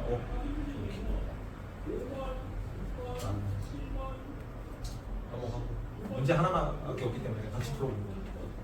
자, 인의 의지는 바깥에서 나에게 녹아드는 것이야. 본래부터 쓰이고 있는 것이야. 갑은 누구니? 무슨 입장? 갑. 유교죠. 유교 인의 의지잖아. 갑하고 유교. 자, 돈은 자연스러움을 본받아. 인위적인 것은 강제선 안 돼. 그럼 누구 입장이니? 도교 입장이잖아. 유불도밖에 없죠. 동양철학. 여기 유교 오면 도교잖아. 내버려두면 백성들이 스스로 잘 살게 해줘. 도교죠. 자, 하늘은 도덕의 근원이 아니라 자연현상일 뿐이다. 맞니? 하늘은 도덕적인 개념이야. 도교에서 이렇게 봐요. 도교에서 하늘은 어질지 않아서 사람을 지푸로 만든 개 취급한다고 이런 식으로 표현하거든요. 하늘이 어질지 않고 자연현상이고 도교고요. 유교는 하늘은 도덕천이죠. 하늘은 도덕적이고 인격적인 개념이다. 그래서 자연현상일 뿐이다. 틀렸고. 자, 니은 도덕적 실천을 통해 인을 형성한다. 맞니? 안 돼. 형성하면 안 된다고. 형성하면 안 된다고. 인은 뭐였어? 본성이야. 인의 예지가 본성이란 말이야. 그죠? 형성한다. 틀렸고. 자주 나오는 낚시유형인데 자주 나오는 낚시. 아까 뭐? 형성하지 않고 뭐 한다 그랬어요? 아까? 합충한다. 그치? 함량한다. 뭐 그런 표현을 써야 돼. 더운데 에어컨을 아직 못 틀거든요. 그냥 붙이고 있어요. 자, 인의를 행하지 않고 자연에 따라 살아야 된다. 도교 맞니? 이게 무의자연이죠. 인의를 행하지 말고 무의 자연에 따라 산다. 무의자연. 그래서 디귿은 맞고. 자, 불성을 바탕으로 수행하여 해탈에 이른다는 어느 입장입니까? 불교 입장이겠죠. X. 그래서 디귿 만이네. 디귿 만. 답이 1번이에요. 어려운 거들이 다 지나갔고. 행복의 조건부터. 여기 파트는 다 공통이에요. 내용이 뭐 심한 내용도 뭐 나올 것도 그렇게 많이 없고 해가지고. 자, 다양한 관점으로 행복해 본 조건. 관점 4개 뭐였어? 시공사윤이다. 시공사윤시네 혹은 뭐 시공사평 뭐 이렇게 요랬죠. 시사 비슷하고 공경 비슷하잖아. 그래서 시공사윤으로 외웁니다. 시간공간사윤인데. 그러니까 다양한 관점으로 행복의 조건이 이건 뭐냐면 시대를 초월한 행복에 대한 조건이다. 시간적 관점으로. 시간적 관점은 나오지 않습니다. 뭔 얘기냐면은 여기 있는 거 필요한 거 있잖아. 민주주의가 발전한다거나 경제적 안정이 필요하다거나 이런 내용들은 이런 내용들은 이전에도 중요했던 내용이고 오늘날은 중요하다고. 정치적 자유 예전에도 필요했고 오늘날에도 필요하고 그다음에 좋은 정주 안경, 주거 안경 좋은 거는 옛날에도 필요했고 오늘날에도 필요하다고. 그래서 시대와 상관없이 쭉 공통된 요소이기 때문에 시간적 관점에 관련해서 행복의 조건이 나오지 않아요. 요까지만 했었다. 짧게 한 번만 요까지만 복습하면 안 되면 중요한 개념이다. 자, 그래서 시사공경인데 그 중에서 사회적 관점은 뭐냐면 첫 번째 기본권을 보장하는 거. 제일 중요한 게 내 기본권이잖아. 생존, 자유, 평등 이런 거라고. 이 자유 평등을 보장하는 가장 사회적 관점에서의 기초적인 개념은 뭐냐면 민주주의 발전이에요. 정치적 개념, 정치적. 민주주의 발전. 1번에 적습니다. 민주주의 발전. 두 번째가 경제적 안정이다. 경제적 안정. 그리고 공간적 관점에서는 이제 개인의 주거 위한 밑에는 공동체거든요. 좀 범위가 넓어진 거고 밑으로 위로 갈수록 제일 기초적인 거야. 점점 늘어나는 겁니다. 제일 중요한 건 일단 내 생존이잖아. 기본권 이런 게 보장하는 게 제일 중요한 거고 그 다음에 최저 생활 내가 먹고 살 수 있는 생계 수단 그러고 나서 이제 안정적인 집 그 다음에 이제 정신적 만족 이런 게 조금 이제 덜 중요한 걸로 가는 거죠. 오늘 생존과 관련된 거. 민주주의, 경제, 그 다음에 정주 환경. 정주 환경이라는 거는 정착해서 주거하는 환경이라는 얘기입니다. 정신적 만족은 도덕적 실천이라고. 요까지 저번에 짧게 했었다 하다가 시간 돼가지고 맞췄었죠. 네 가지 조건을 외웁니다. 얼마나 민감한가의 정도에 따라 민정 정도거든요. 행복은 어떻게 하면 행복은 뭐에 달려 있는가? 행복의 조건이니까 이 네 가지 조건들에 얼마나 민경한가의 정도에 따라 결정된다 해서 민경 정도로 외웁니다. 민주주의, 경제적 안정, 그다음에 정주 환경, 도덕적 실천 네 가지야. 누구 시키지 이거는? 예지 네 개 외웁니다. 네. 행복의 조건 네 가지가 뭐라고요? 민경 정도예요. 민주주의, 경제적 안정, 정주 환경, 도덕적 실천 네 가지. 10초 외우세요. 10초. 중요하니까 외우고 갑니다. 10초. 네 가지. 행복의 조건 네 가지가 뭐냐면 자동으로 쭈루룩이 나와야 돼. 이걸 알아야 풀 수 있죠. 통합적 관점 네 가지 알아야 문제를 풀 수 있잖아. 시공사유를 알아야. 여기도 행복의 조건 네 가지가 뭔지 알아야 문제를 풀 수 있기 때문에. 10초 주겠습니다.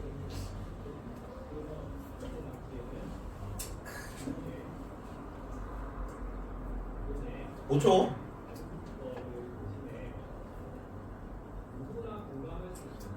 3, 2, 1. 규빈이 네 가지 뭐예요? 행복의 조건 네 가지. 아니 수진이 뭐야? 네 가지. 미는 뭔데? 민주주의. 경은 안정. 그다음에 정은 정주 환경이다. 정착해서 주거하는 환경이라는 얘기야. 집에 사는 거 얘기하는 건데 이제 비물질적인 것까지 포함하는 개념이에요. 주거 환경은 그냥 사는 집이고 거기다가 뭐 민심이라든가 교통 편의성이라든가 이런 것까지 다 포함한 걸 정주 환경이라 그래. 그다음에 돈은 뭐야? 돈은 도덕적 실천이었습니다. 좋아요. 이걸 자세히 좀 봅시다. 네 가지 조건인데, 자, 요까지 딱 하고 그다음 한다는데 자유, 인권, 기본권 보장 이런 게 민주주의와 관련된 개념인데 내 생존과 가장 직결되는 개념이라고 기본권이. 자, 민주주의 국가의 기근 대처가 사례로 나와요. 그래서 둘 다 나라가 기근이 들었는데 한 나라에서는 민주주의고 한 나라는 독재 국가야. 근데 독재 국가에서 기근이 들었을 때 더 많은 사람들이 굶어 죽었대. 왜 굶어 죽었는지를 보니까 민주주의 국가는 이제 정부를 누가 뽑습니까? 시민들이 뽑죠. 여기서 사람들이 이제 굶어 죽도록 방치하는 정부면 다음번에는 투표를 안 해줄 거란 말이야. 그래서 국민들의 지지를 얻기 위해서 적극적으로 기근에 대처했다. 이런 게 나오고. 독재 국가는 상관이 없죠. 애들을 막 막대하든 간에 내 정치적 권위의 정당성은 나 스스로부터 비롯되는 거다. 독재는 시민들이 뽑아주는 게 아니니까. 그래서 좀 덜 유연하게 덜 재빠르게 대처했다. 그래서 더 많이 굶어 죽었다. 이런 식으로 나오고. 그죠? 그러니까 나를 신경 써주는 내 기본권을 지켜주는 정치 체제가 가장 중요하다는 얘기입니다. 그래서 민주적 법, 제도 이런 게 수립돼 있는 환경에서 내 기본적인 생존권이 보장된다는 얘기야. 그리고 민주주의 관련해서 가장 자주 나오는 게 스위스의 란츠 게마인데라고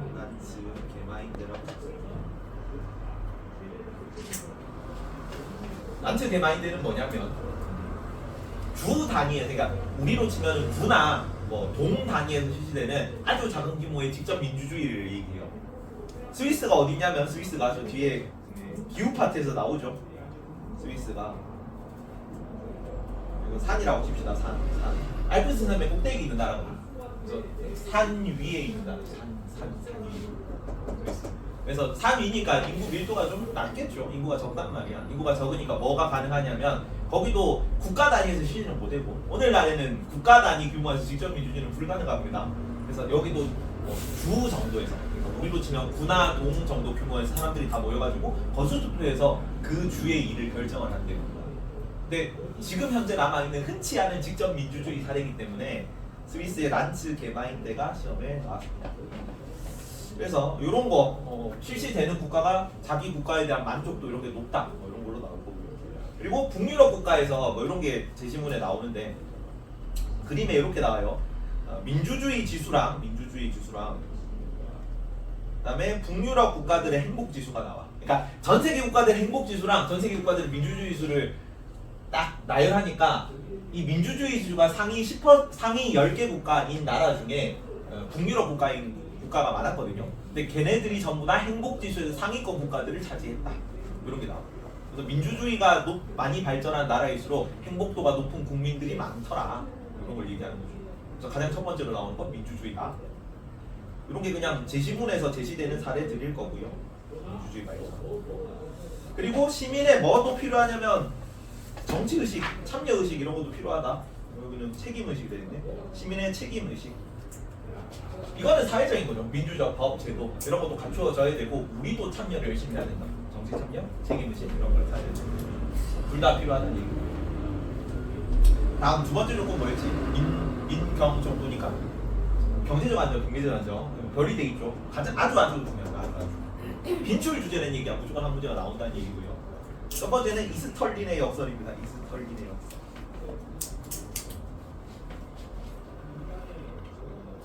미국에 있는 대학교 경제학자예요. 교수님이었을 건데 그 행복도와 소득의 상관관계를 연구한 사람이에요. 그래서 뭘 연구하냐 보니까 이렇게 딱 그려가지고 소득이 높아지면 여기 소득입니다. 행복도가 어떠냐 이런 상관관계를 그려본 거지. 근데 소득이 높아질수록 행복도가 올라갈 줄 알았거든. 그래서 행복도를 딱 보니까 소득이 갈수록 올라갔어. 어느 정도까지만. 그 다음에는 소득이 일정 정도를 넘어가고 나니까는 행복이 조금 올라가다가 많이 막 올라가진 않고 거의 미비하다가 떨어지는 구간도 있고 막 이렇더라는 얘기죠. 그러니까 일정 수준까지는 경제적 그 풍요가 나의 행복을 보장해. 근데 뭐 돈 많은 사람들이 뭐 이재용한테 뭐 돈 엄청 많을 건데 거기 뭐 100억 더 준다고 해서 더 행복도가 올라가진 않을 거 아니야. 그리고 일반적으로 소득이 올라갈수록 자리가 높아지잖아. 자리가 높아지면은 뭐 책임감, 뭐 부채의식 뭐 이런 거 내가 뭐 열심히 잘해야 된다, 성과를 내야 된다, 압박감이 되게 심하겠죠. 이재용처럼 살면 그런 삶이 정말 행복한 삶일까는 좀 생각해봐야 된다는 얘기겠지, 그지? 되게 막 삼성 주가 떨어 요새는 뭐 잘 나가긴 합니다만 삼성 주가 떨어지면 어떡하지 막 대국민 사과도 하고 막 그러잖아요. 그런 거니까. 그래서 일정 수준 이상까지, 일정 수준까지는 행복도와 소득이 비례하지만 일정 수준을 넘어서면 근데 이게 한 뭐 몇 억 정도 되게 비중이 높대요. 10억 막 넘어야 뭐 이 정도 규모니까 일반 사람들 기준에는 요거. 그래서 이 일정 수준까지만 행복도가 소득에 따라 결정되는 거죠. 일정 수준을 넘어가면 소득의 행복도에 미치는 영향이 적다. 그래서 이스털린은 사람 이름이고요. 역설이야, 역설. 행복도가 쭉 올라가지 않는다. 물론 비판도 많긴 합니다. 계속 올라간다고 하는 사람들이. 그래서 나 이래가지고 입장 대비되는 걸로 옳은 거 고르는 걸로 시험 나오고. 근데 역으로 말하면 뭐냐면, 자 일정 소득 미만에서는 뭐가 내 행복을 결정한다고? 소득이 내 행복을 결정한다는 얘기지. 여긴 영향이 기울기가 다 다르잖아. 어느 정도 소득이 보장되지 않으면 나는 불행할 수밖에 없다는 얘기죠. 그래서 그걸 나타내는 얘기가 요 얘기도 나와요. 맹자의 무항심입니다. 덕성여고 혹시 선생님 허명기 쌤이냐 지금? 송사 쌤? 아니야? 윤리 쌤인데 작년에 할 때 이런 개념이 나왔거든. 윤리 개념이라가지고 너네는 한 3년 동안 계속 윤리 개념이 이렇게 나와가지고 올해는 어떨지 모르겠는데 딥하게 나올 수 있습니다. 항산은 뭐냐면 항상 생산하는 거거든요. 적어 놓읍시다. 항산에다가 밑줄 긋고 밑에 빈칸에 적고 있죠. 공간 좀 있을 거니까 항산에다가 밑줄 긋고요. 아니면 뭐 옆에 따로 적어. 항산은 생계수단이다. 생계수단 혹은 생업입니다. 생업 혹은 생계수단. 항상 생산하는 거니까 내가 먹고 살 수 있는 수단을 얘기하는 거야. 그리고 항심은 항상 가지고 있는 마음이에요. 항상 가지고 있는 마음은 도덕심입니다. 예지야, 네. 유교의 인간 본성이 뭐라고 그랬습니까? 민경. 아니, 유교의 인간 본성 저번 시간에도. 그렇지, 인의주죠. 예지야. 그죠? 그래서 인간 본성이 도덕심. 왜 항심이냐면 도덕심이 왜 항심이냐면 태어날 때부터 가지고 있는 마음이니까 죽을 때까지 항상 가지고 있는 마음이라서.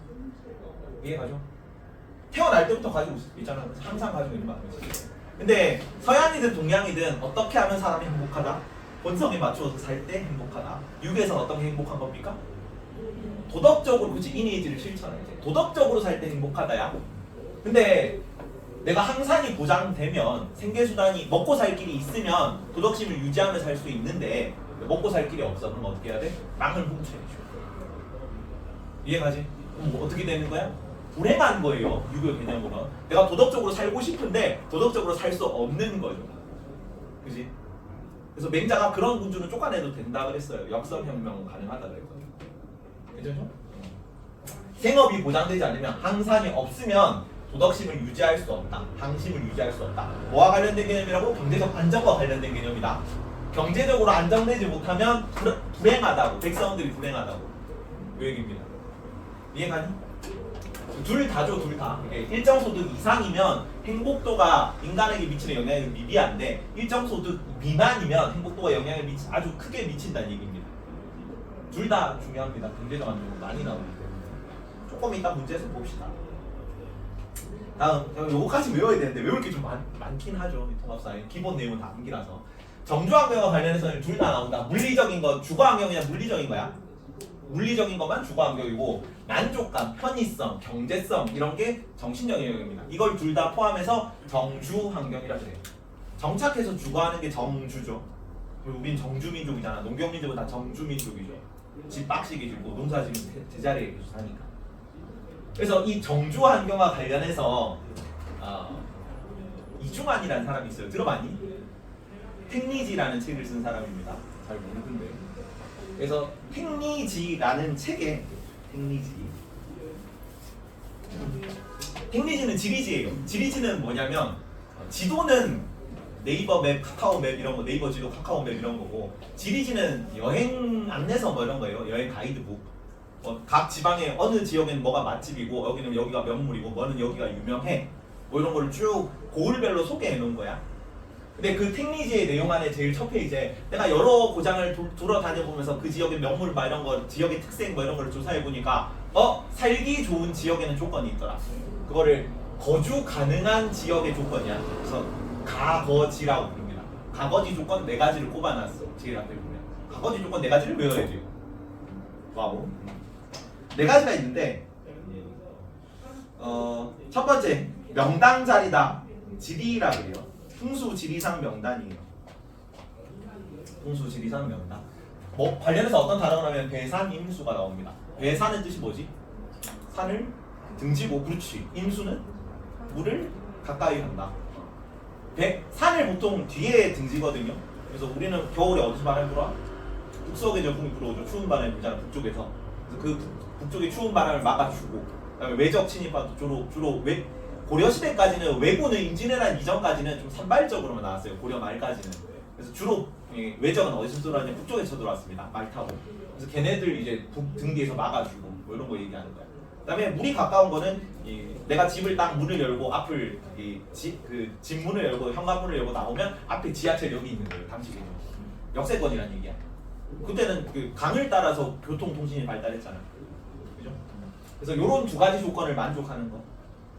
방열이 잘 되고, 뭐 내한이 잘 되고, 앞에 지하철역이 있고, 그런 거를 지리라고 합니다. 풍수지리상 명당이야. 지리죠, 지리. 그다음에 2번째가 인심이라 그래요. 인심. 이웃 간의 정입니다. 여기는 뭐 공동체 의식이겠죠. 그러니까 옆에 있는 층간 소음 내는 그런 이웃이랑 살기 싫다는 얘기지. 뭐 하면 이제 뭐 이사하면 떡 돌리는 그런 이제 집에 살고 싶다는 얘기죠. 이웃 간의 정. 그다음에 3번째. 생리라고 합니다. 생리. 생산되는 이익의 약자예요. 경제성 얘기하는 거예요. 생산성.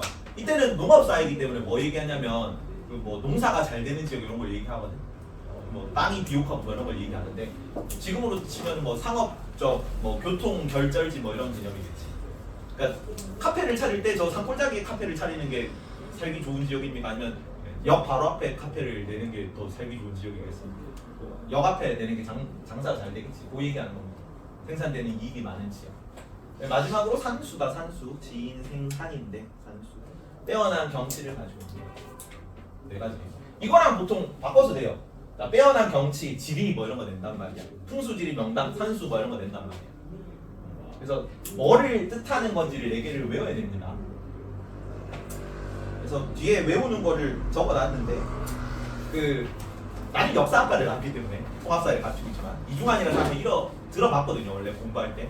내 때는 고1 한국사에 나왔었어. 이중환 탱리지가. 그래서 탱리지 가보줄 거인데 탱리지 저자 이중환이 역사 공부하면서 한번 들어본 이름이야. 나는 너네는 안 들어봤겠지만 내 지인이죠. 나는 알고 있잖아. 얘는 나를 모르지만 내 지인이란 말이죠. 그죠? 그럼 이중환이 쓴 탱리지니까 이중환이 그럼 탱리지는 그럼 지인이 쓴 책. 이중환이 내 지인이죠. 지인이니까 지인이 쓴 책이니까 지인 생산한 책이죠. 그래서 지인 생산 4개로 외웁니다. 지어낸다고 힘들었는데 왜 지인 생산 4개로 외워요? 이해가 뭔 말인지? 이중환이 내 지인이잖아. 지인이 쓴 책이라니까. 지인이 생산한 책이죠. 오케이.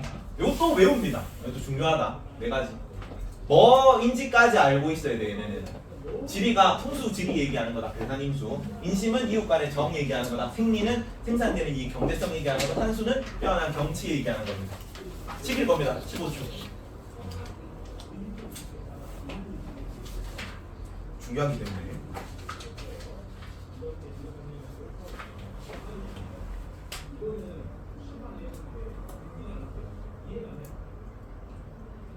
(5초) 3, 2, 1 예은이, 최예은, 언니, 최혜원, 혜원이 분이, 혜원이 4가지 뭐예요?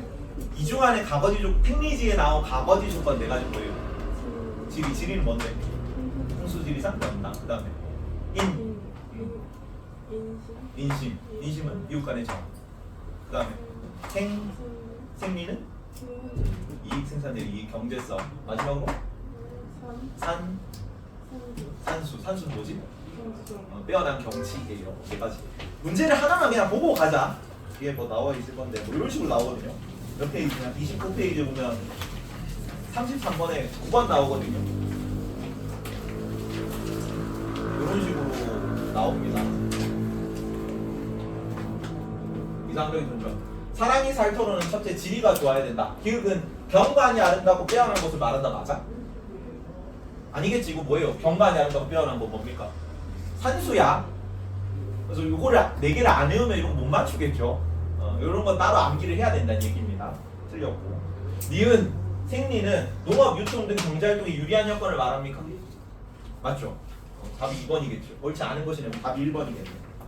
이런 식으로. 나중에 한 번 더 풀어보고 나머지는 나를 아직 안 배우기 때문에 다시 돌아옵니다.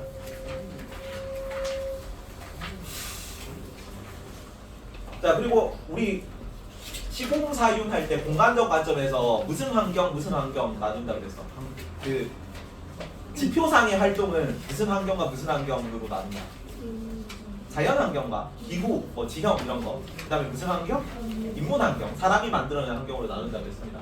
그래서 여기 정주환경은 공간과 관련된 거기 때문에 여기도 2개로 나눕니다. 깨끗한 자연환경, 안정적 인문환경. 2개가 다 그러니까 전쟁이 안 나고 뭐 이런 거 얘기하는 거예요. 안정적 인문환경. 둘 다 갖추어져야 된다. 위에 여기 미안하다. 9번이 빠졌는데 9번은 복지제도. 무항산, 무항신 같은 게 복지제도 개념이에요. 최저생활 보장이죠. 내 최저생활이 내 생기가 유지되지 않으면 나는 도덕심을 지킬 수 없다. 그래서 불행해잖아. 그럼 최저생활을 해주자는 얘기거든요. 맹자 얘기.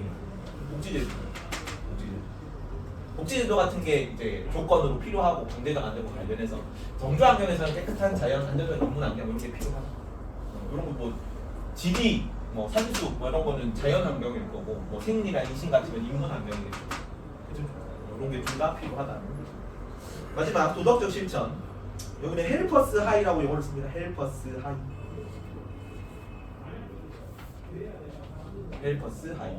이 하이가 HIGH인데 번역할 때는 고양감이라고 번역해요. 그래서 누군가를 도울 때 느끼는 도덕적 고양감을 헬퍼스 하이라고 합니다. 이 용어를 잘 안 쓰긴 하는데 가끔씩 쓸 때가 러너스 하이라고 용어 들어봤습니까? 마라톤 하는 사람들 중에 3점이라고 데드 포인트를 넘으면 갑자기 막 엄청 막 열심히 달리다가 막 숨 헐떡헐떡 하다가 어느 점을 넘으면 4점을 넘게 되면 갑자기 막 도파민이 막 솟아나고 막 힘든 게 하나도 없고 막 그렇대요. 난 느껴본 적이 없습니다. 그렇게 달려본 적이 없기 때문에. 여튼 그렇다는데 거기서 쓸 수 있는 그 이제 엄청 도파민 뛰는 그런 거, 보양감 그런 거를 하이라는 용어로 써요. 그러면 남을 도울 때 느끼는 기쁨, 뭐 도파민 이런 겁니다. 1번 하이. 하이를 느낄 때 느끼는 도덕적 보양감이고 이런 거 용어로 좀 기억해. 성동권에 이 용어가 정말 시험에 한번 나왔었어요.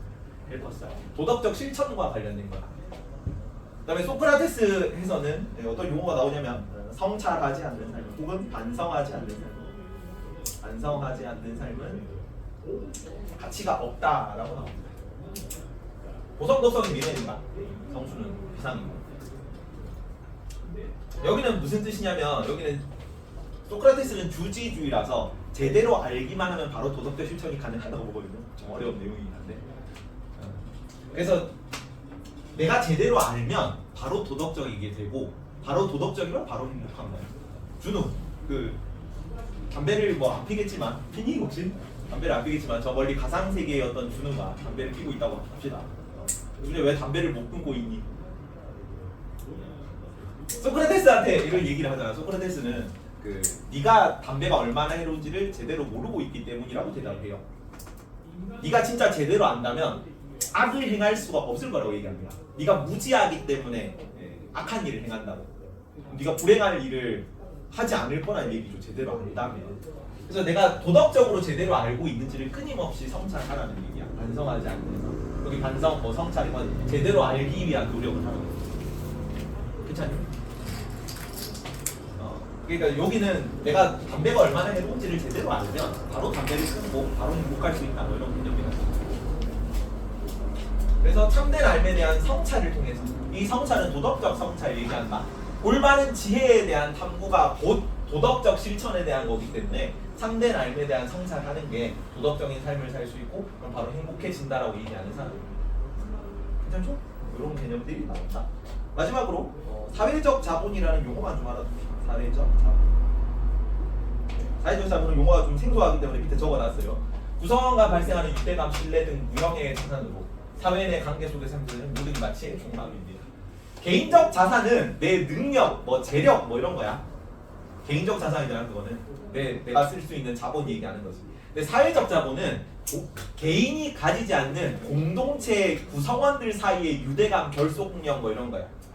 일단 사회적 자본이 많으면 많을수록 그 사회 공동체가 생산성이 높아진다 그래요. 알바랑 그 카페 주인이 있어. 근데 알바가 막 일을 열심히 안 해. 그러면 주인이 알바한테 맡겨놓고 외부 업무를 못 보러 갈 거 아니야. 그럼 계속 이제 카페에 붙들려 있으니까 이 카페 전체로 이제 생산성이 떨어지겠죠. 알바도 주인이 나를 속이지 않고 최저시급 맞춰주고 그다음에 뭐 제때 월급하고 뭐 인간적으로 대해줄 거라는 믿음이 있어야 주인이 안 볼 때도 열심히 일을 할 거 아니에요. 서로 상호간에 작용하는 뭐 신뢰감, 유대감 이런 거야. 이런 게 없으면은 카페 생산력이 당연히 낮아질 거 아니에요. 이런 게 도덕적 실천에서 중요하다라고 얘기를 해요. 사회적 자본. 그리고 뭐 유대감, 신뢰 이런 거. 서로 공동체 간에 구성되는 서로서로 돕는 그런 게 이런 게 있을 때 인간이 사회적 동물이기 때문에 이런 게 있고 그다음에 서로서로 도울 때 행복을 느낄 수 있다. 이렇게 얘기를 하는 거예요. 괜찮죠? 다음 문제를 몇 개만 풀어봅시다. 32, 33, 34 풀어보세요.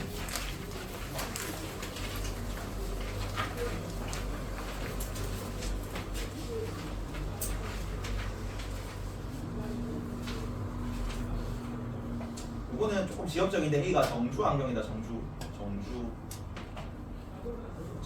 회의 정주 환경과 관련돼서 보세요.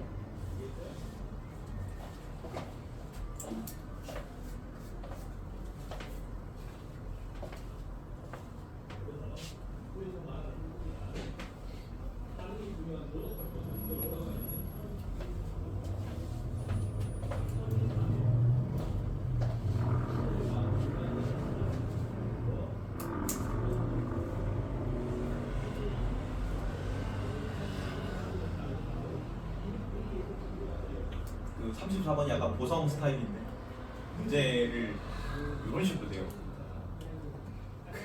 개념을 묻는 게 아니라 추론 능력을 묻는 거죠. 이건. 이런 것도 좀 덕성도 뒤에 4단원 파트, 3단원 파트, 문화 파트에서 이런 식으로 4단원 파트에서 문화 파트에서 많이 이런 식으로 돼요. 이 문제 유형이 좀 익숙해져야 돼요. 쌤 알려줘요. 수련관 알려주세요. 수련관 필요합니다. 많이 필요합니다.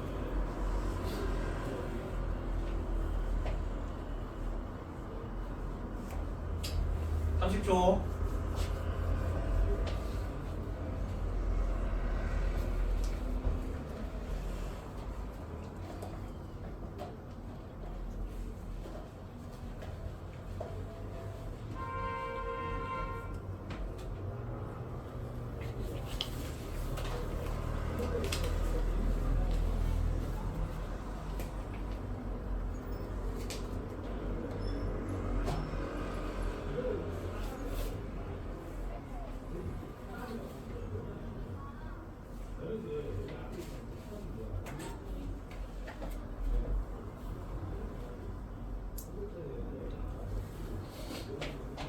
봅시다. 답이 1번, 5번인데 이걸 문제를 잘 읽어라 이런 식으로 나옵니다. 이상하게 이런 식으로 내는 성동고 선생님들, 고성 선생님들 그런 거 내요. 난 선생님이 좀 못했다고 생각하는데 성악설 아니 답을 4개를 내놓고 옳은 거 2개 내놓고 굳이 옳지 않은 걸 고르라고 해놨어. 실수하면 안 돼요. 문제 항상 잘 읽어라. 그래서 이런 식으로 나옵니다. 네. 최예은 안 왔죠?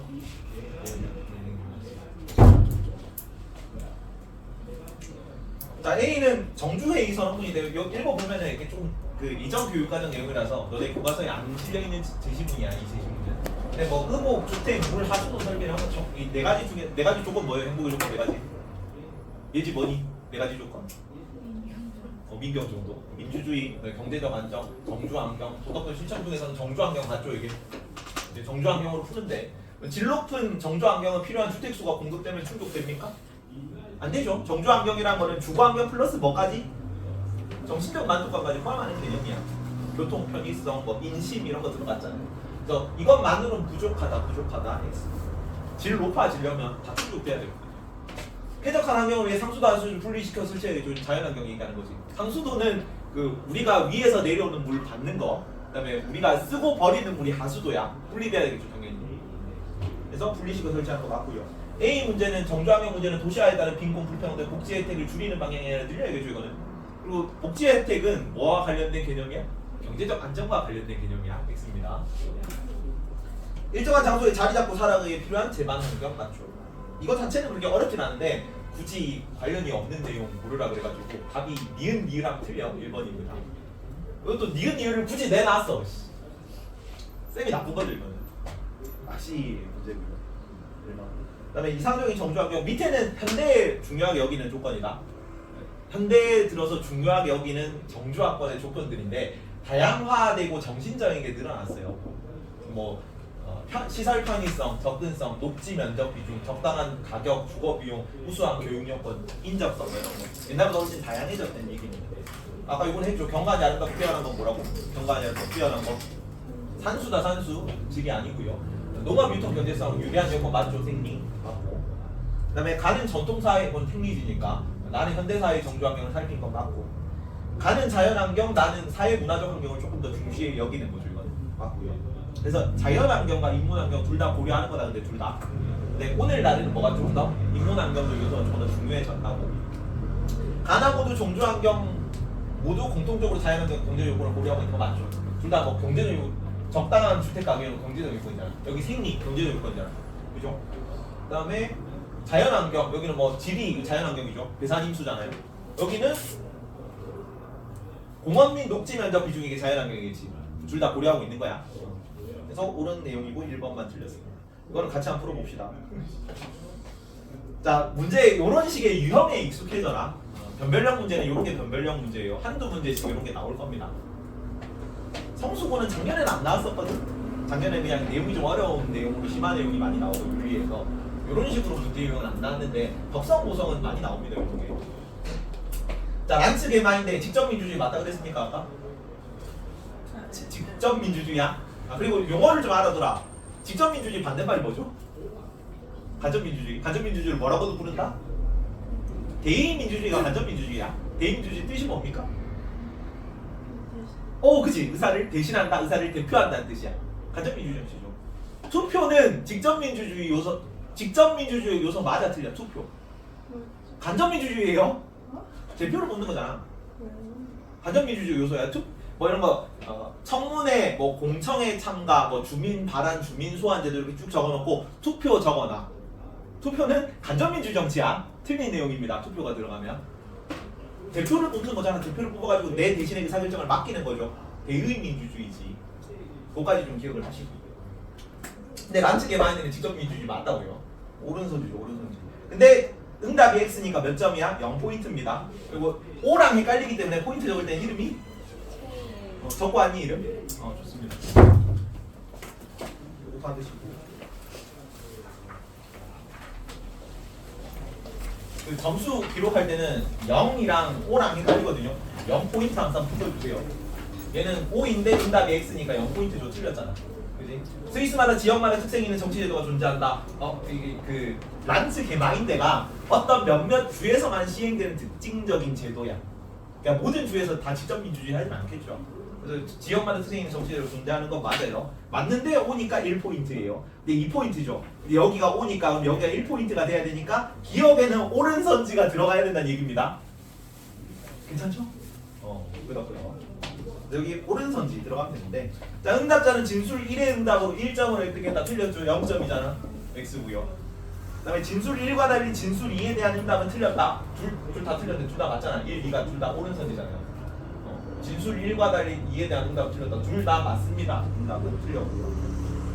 참정권은 정치에 참여할 수 있는 권리 맞죠? 연령과 관계없이 가질 수 있는 건 아니죠. 연령 몇 세 제한? 너네는 만 18세다. 만 18세. 국회의원 입후보 연령하고도 같습니다. 대통령은 40세고요. 이거를 뭐 성동인가? 뭐 연령만 묻고 낚시 문제로 낸 적이 있었는데 한번 참고로 알아주세요. 국회의원은 18세, 참정권도 이제 투표할 수 있는 연령도 만 18세예요. 그래서 X입니다. X. 연령과 관계없이가 틀렸고요. 란츠 게마인드에 참여한 주민은 찬반 의견을 제시할 뿐 자신의 생각을 공개적으로 표현할 수 있죠. 당연히 직접민주주의인데 이거 합시다 해가지고 뭐 투표하고 선 들고 막 결정하고 모르는 제도야. 그래서 공개적으로 표현할 수 없다고 틀렸고요. 란츠 게마인드는 대의민주주의 대표적인 사례이다. 틀렸죠.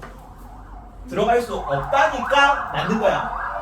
오른선지인데 대표적인 잠깐만. 란츠 게마인드의 대표적인 사례이다. 틀린 건데 들어갈 수 없다 그래서 맞는 거죠. 틀린 게 들어갈 수 없는 거죠. 그래서 5번이야. 베베 꼬였죠 문제가. 선생님 내신 심성을 알 수 있습니다. 넘어가고요. 2단원이 끝났습니다. 잠깐만 2단원이 끝난 게 아니구나. 요거 들어만 둬라 일단. 잘 안 돼요. 너무 지역적인 내용이라서. 근데 교과서 뒤에 나와 있긴 하거든.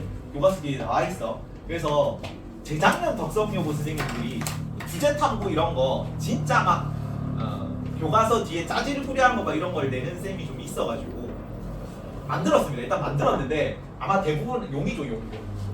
아마 시험에 안 나올 확률이 높아요. 근데 그냥 일단 읽어두세요. 이런 데서 나올 수도 있다 정도. 나올 확률은 좀 굉장히 희박하다고 생각해요. 나는. 그다음에 반은 주세요. 행복 지수와 관련된 내용들이 쭉 있어. 이거를 다 외우는 건 좀 아니라고 생각하는데 모의고사에는 안 나와. 모의고사 안 나오는데 내신 스타일에서 낼 수도 있다. 뭐 성동고 이런 데는 이런 거 가지고 많이 내거든요. 그래서 너네는 사실은 안 나올 것 같긴 한데 일단 들어만 주십시오. 일단 행복의 지수 6가지 평가 지수가 있어요. 이거 하나 정도만 알아둬라. UN 세계 행복 보고서라고 매년 발간하는 국가별 행복 순위 지표 뭐 이런 걸 쭉 늘어놓은 그 보고서 같은 게 있어요. 매년 발간합니다. 근데 여기서 국가별 행복 순위를 판단하는 지표가 요 6개다. 그래서 세계 행복 지수 6가지 평가 기준을 보는 거예요. 첫 번째가 뭐냐면 부패에 관한 인식입니다. 부패. 민경 정도 원래 순서가 좀 다른데 내가 민경 정도에 맞춰가지고 조금 이렇게 이래저래 했어. 순서를 좀 바꾸면 민주주의 관련해서는 부패하면 안 되겠죠. 정치 관련된 얘기입니다. 부정부패가 널리 퍼졌다고 생각하는지 여부가 높으면 높을수록 그러면 행복도가 낮아지겠죠. 그리고 삶의 선택할 자유, 이거 기본권과 관련된 거 아닐 거예요. 기본권과 관련된 거가 아니야. 그러니까 이번에 선택할 자유입니다. 인생을 선택할 자유. 내가 내 인생을 스스로 선택할 수 있다. 민주주의적 국가에서 이런 선택할 자유 이런 게 많이 보장되겠지. 만족 요구가 높으면 높을수록 행복 지수가 높을 거고. 그다음에 경제적 안정. 여기는 1인당 국민 총생산입니다. 국민 총생산.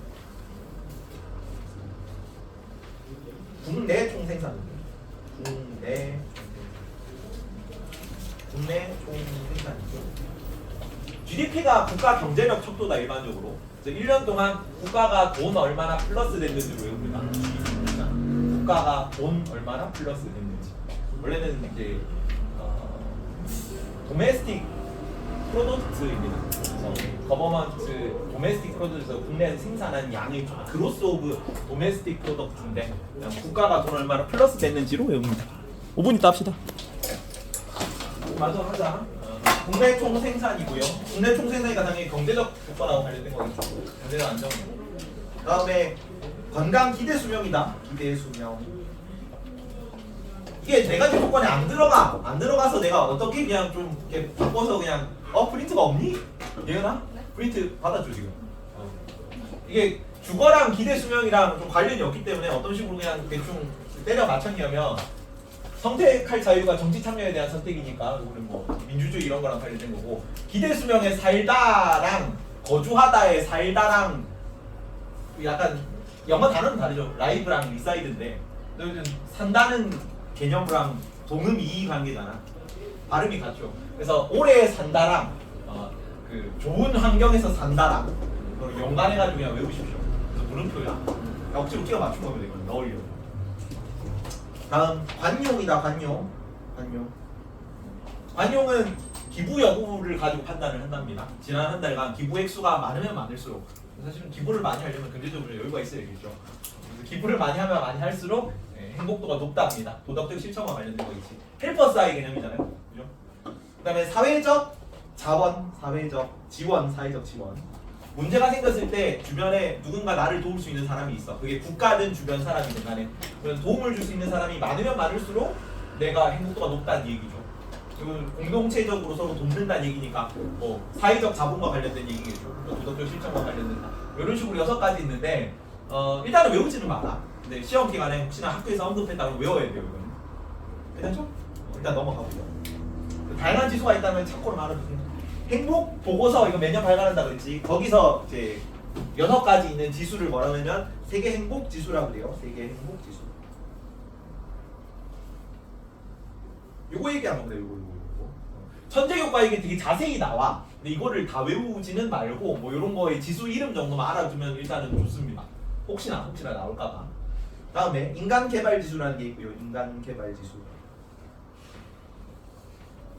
UN 밑에 DP라고 있어요. UNDP 개발 계획이다. 근데 인간이 어떻게 하면 좀 개량될 수 있을까에 대한 연구를 하는 기관이거든요. 근데 어떻게 하는 게 인간이 발전하는 거냐, 진화하는 거냐, 진보하는 거냐라고 볼 때 이런 것들을 고려합니다. 여기서는 1인당 국민소득, 경제적으로 좀 풍요로워지면 발전하는 거야. 평균 수명이 높아지면 발전한 거야. 문맹률이 낮아지면 발전한 거야. 교육 수준이 높아지면 발전한 거야. 그죠? 그래서 개발 지수이기 때문에 휴먼 디벨롭먼트 인디케이트예요. 지수니까. 그래서 우리나라는 여기는 이제 세계 행복 지수에서는 57위 정도 하고 여기는 이제 19위 정도 하네요. 그러니까 경제적으로는 발전이 많이 됐다는 얘기죠. 선진국이잖아. 몇 년도 기준이야? 2023년 기준일 겁니다. 2023년, 2022년 기준으로 발전은 많이 됐는데 선진국이니까 이제 발전된 거에 비해서는 조금 행복하지 못하다 뭐 이런 개념이겠죠. 다음 더 나은 삶의 질 지수라는 게 있어요. 더 나은 삶의 질 지수고 여기는 더 나은 삶이잖아. OECD 뜻이 뭐야? 경제협력 개발 기구다. 경제협력. 오퍼레이션 오브 이코노믹 협력, 코퍼레이션 디벨롭먼트입니다. 그래서 경제적으로 좀 이게 소위 말하는 선진국 클럽이죠 여기가. 맨날 우리가 뭐 할 때 뭐 세계 몇위 할 때 OECD 기준 몇위 뭐 이런 식으로 얘기하잖아. 이 41개국 정도 돼요. 41개국 정도면은 좀 잘 나가는 주요, 그러니까 중국, 러시아 빼고는 거의 다 들어와 있어. 중국 러시아는 그 자유민주주의 진영이 아니니까 거의 좀 제외된 거고 나머지 뭐 유럽에 있는 미국에 있는 그다음에 좀 중동에 있는 뭐 이런 국가들까지 몇 개 포함돼 있어. 터키 뭐 이런 데 포함. 근데 여기서 이제 선진국 내에서는 행복 지수가 낮은 편인 거죠. 여기는 우리나라가 좀 살기가 힘든 지역이긴 하죠 사실. 경쟁이 너무 심하고 좁은 땅덩어리 인구가 너무 많고. 아 나머지 이거는 뭐 22년도에 추가된 건데 비상이 들어가기 때문에 비상국가 때문에 여기는 천재국가에 나오는 거고 비상국가 때문에 너는 낫다. 혹시나 하는 것도 나올까봐. 이것도 뭐 잘 나오진 않더라. 작년까지 기출 문제는 안 나왔습니다. 교과서에 나와서 일단 참고로 알아만 주세요. 자 관계에서 가족과의 식사 빈도 이런 게 나오던데 가족과의 식사 빈도. 자 여기는 보면 개선 악화 돼 있지. 주거 환경 좋아졌고 가족과 식사 빈도, 가족 중심 문화 확산 이런 거 식사 빈도 늘어났답니다. 그러니까 이거를 너네가 혹시나 문제를 내시는 이런 식으로 낼 수 있거든요. 가족과의 식사 빈도가 낮아진 것 같잖아. 근데 2021년, 2022년 기준으로는 전년도 대비 조금 늘어났답니다. 가족과의 식사 빈도가. 그러니까 이거는 좀 따로 기억을 안 해두면 틀릴 가능성이 높아서 내가 빈칸을 줄여놓은 거야. 그다음에 뭐가 높아졌냐면 여가생활 만족도도 높아졌어요. 여가생활 만족도. 혼자서 놀 게 많다는 얘기죠. 여가생활 만족도도 높아지고 여가를 중시하는 사회적 분위기가 확산되고 그다음에 뭐가 악화됐냐면 스마트폰 의존은 악화되고 중독성이 강한 콘텐츠가 등장했으니까 똑같죠 지금.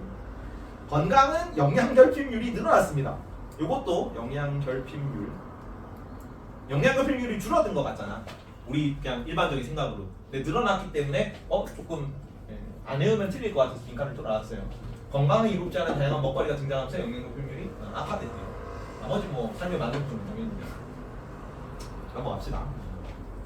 이런 내용이 있다. 그래서 이 단원은 일단 끝났어요. 근데 이 단원은 학교 포인트에서 많이 어렵게 나오려면 많이 어렵게 나올 수 있는 파트거든. 이거 한 학기 내내 수업하는 학교도 있어요. 그래서 여기는 학교 프린트로 나중에 한번 더 볼 겁니다. 빨리 넘어간 거야. 3단원으로 갑시다.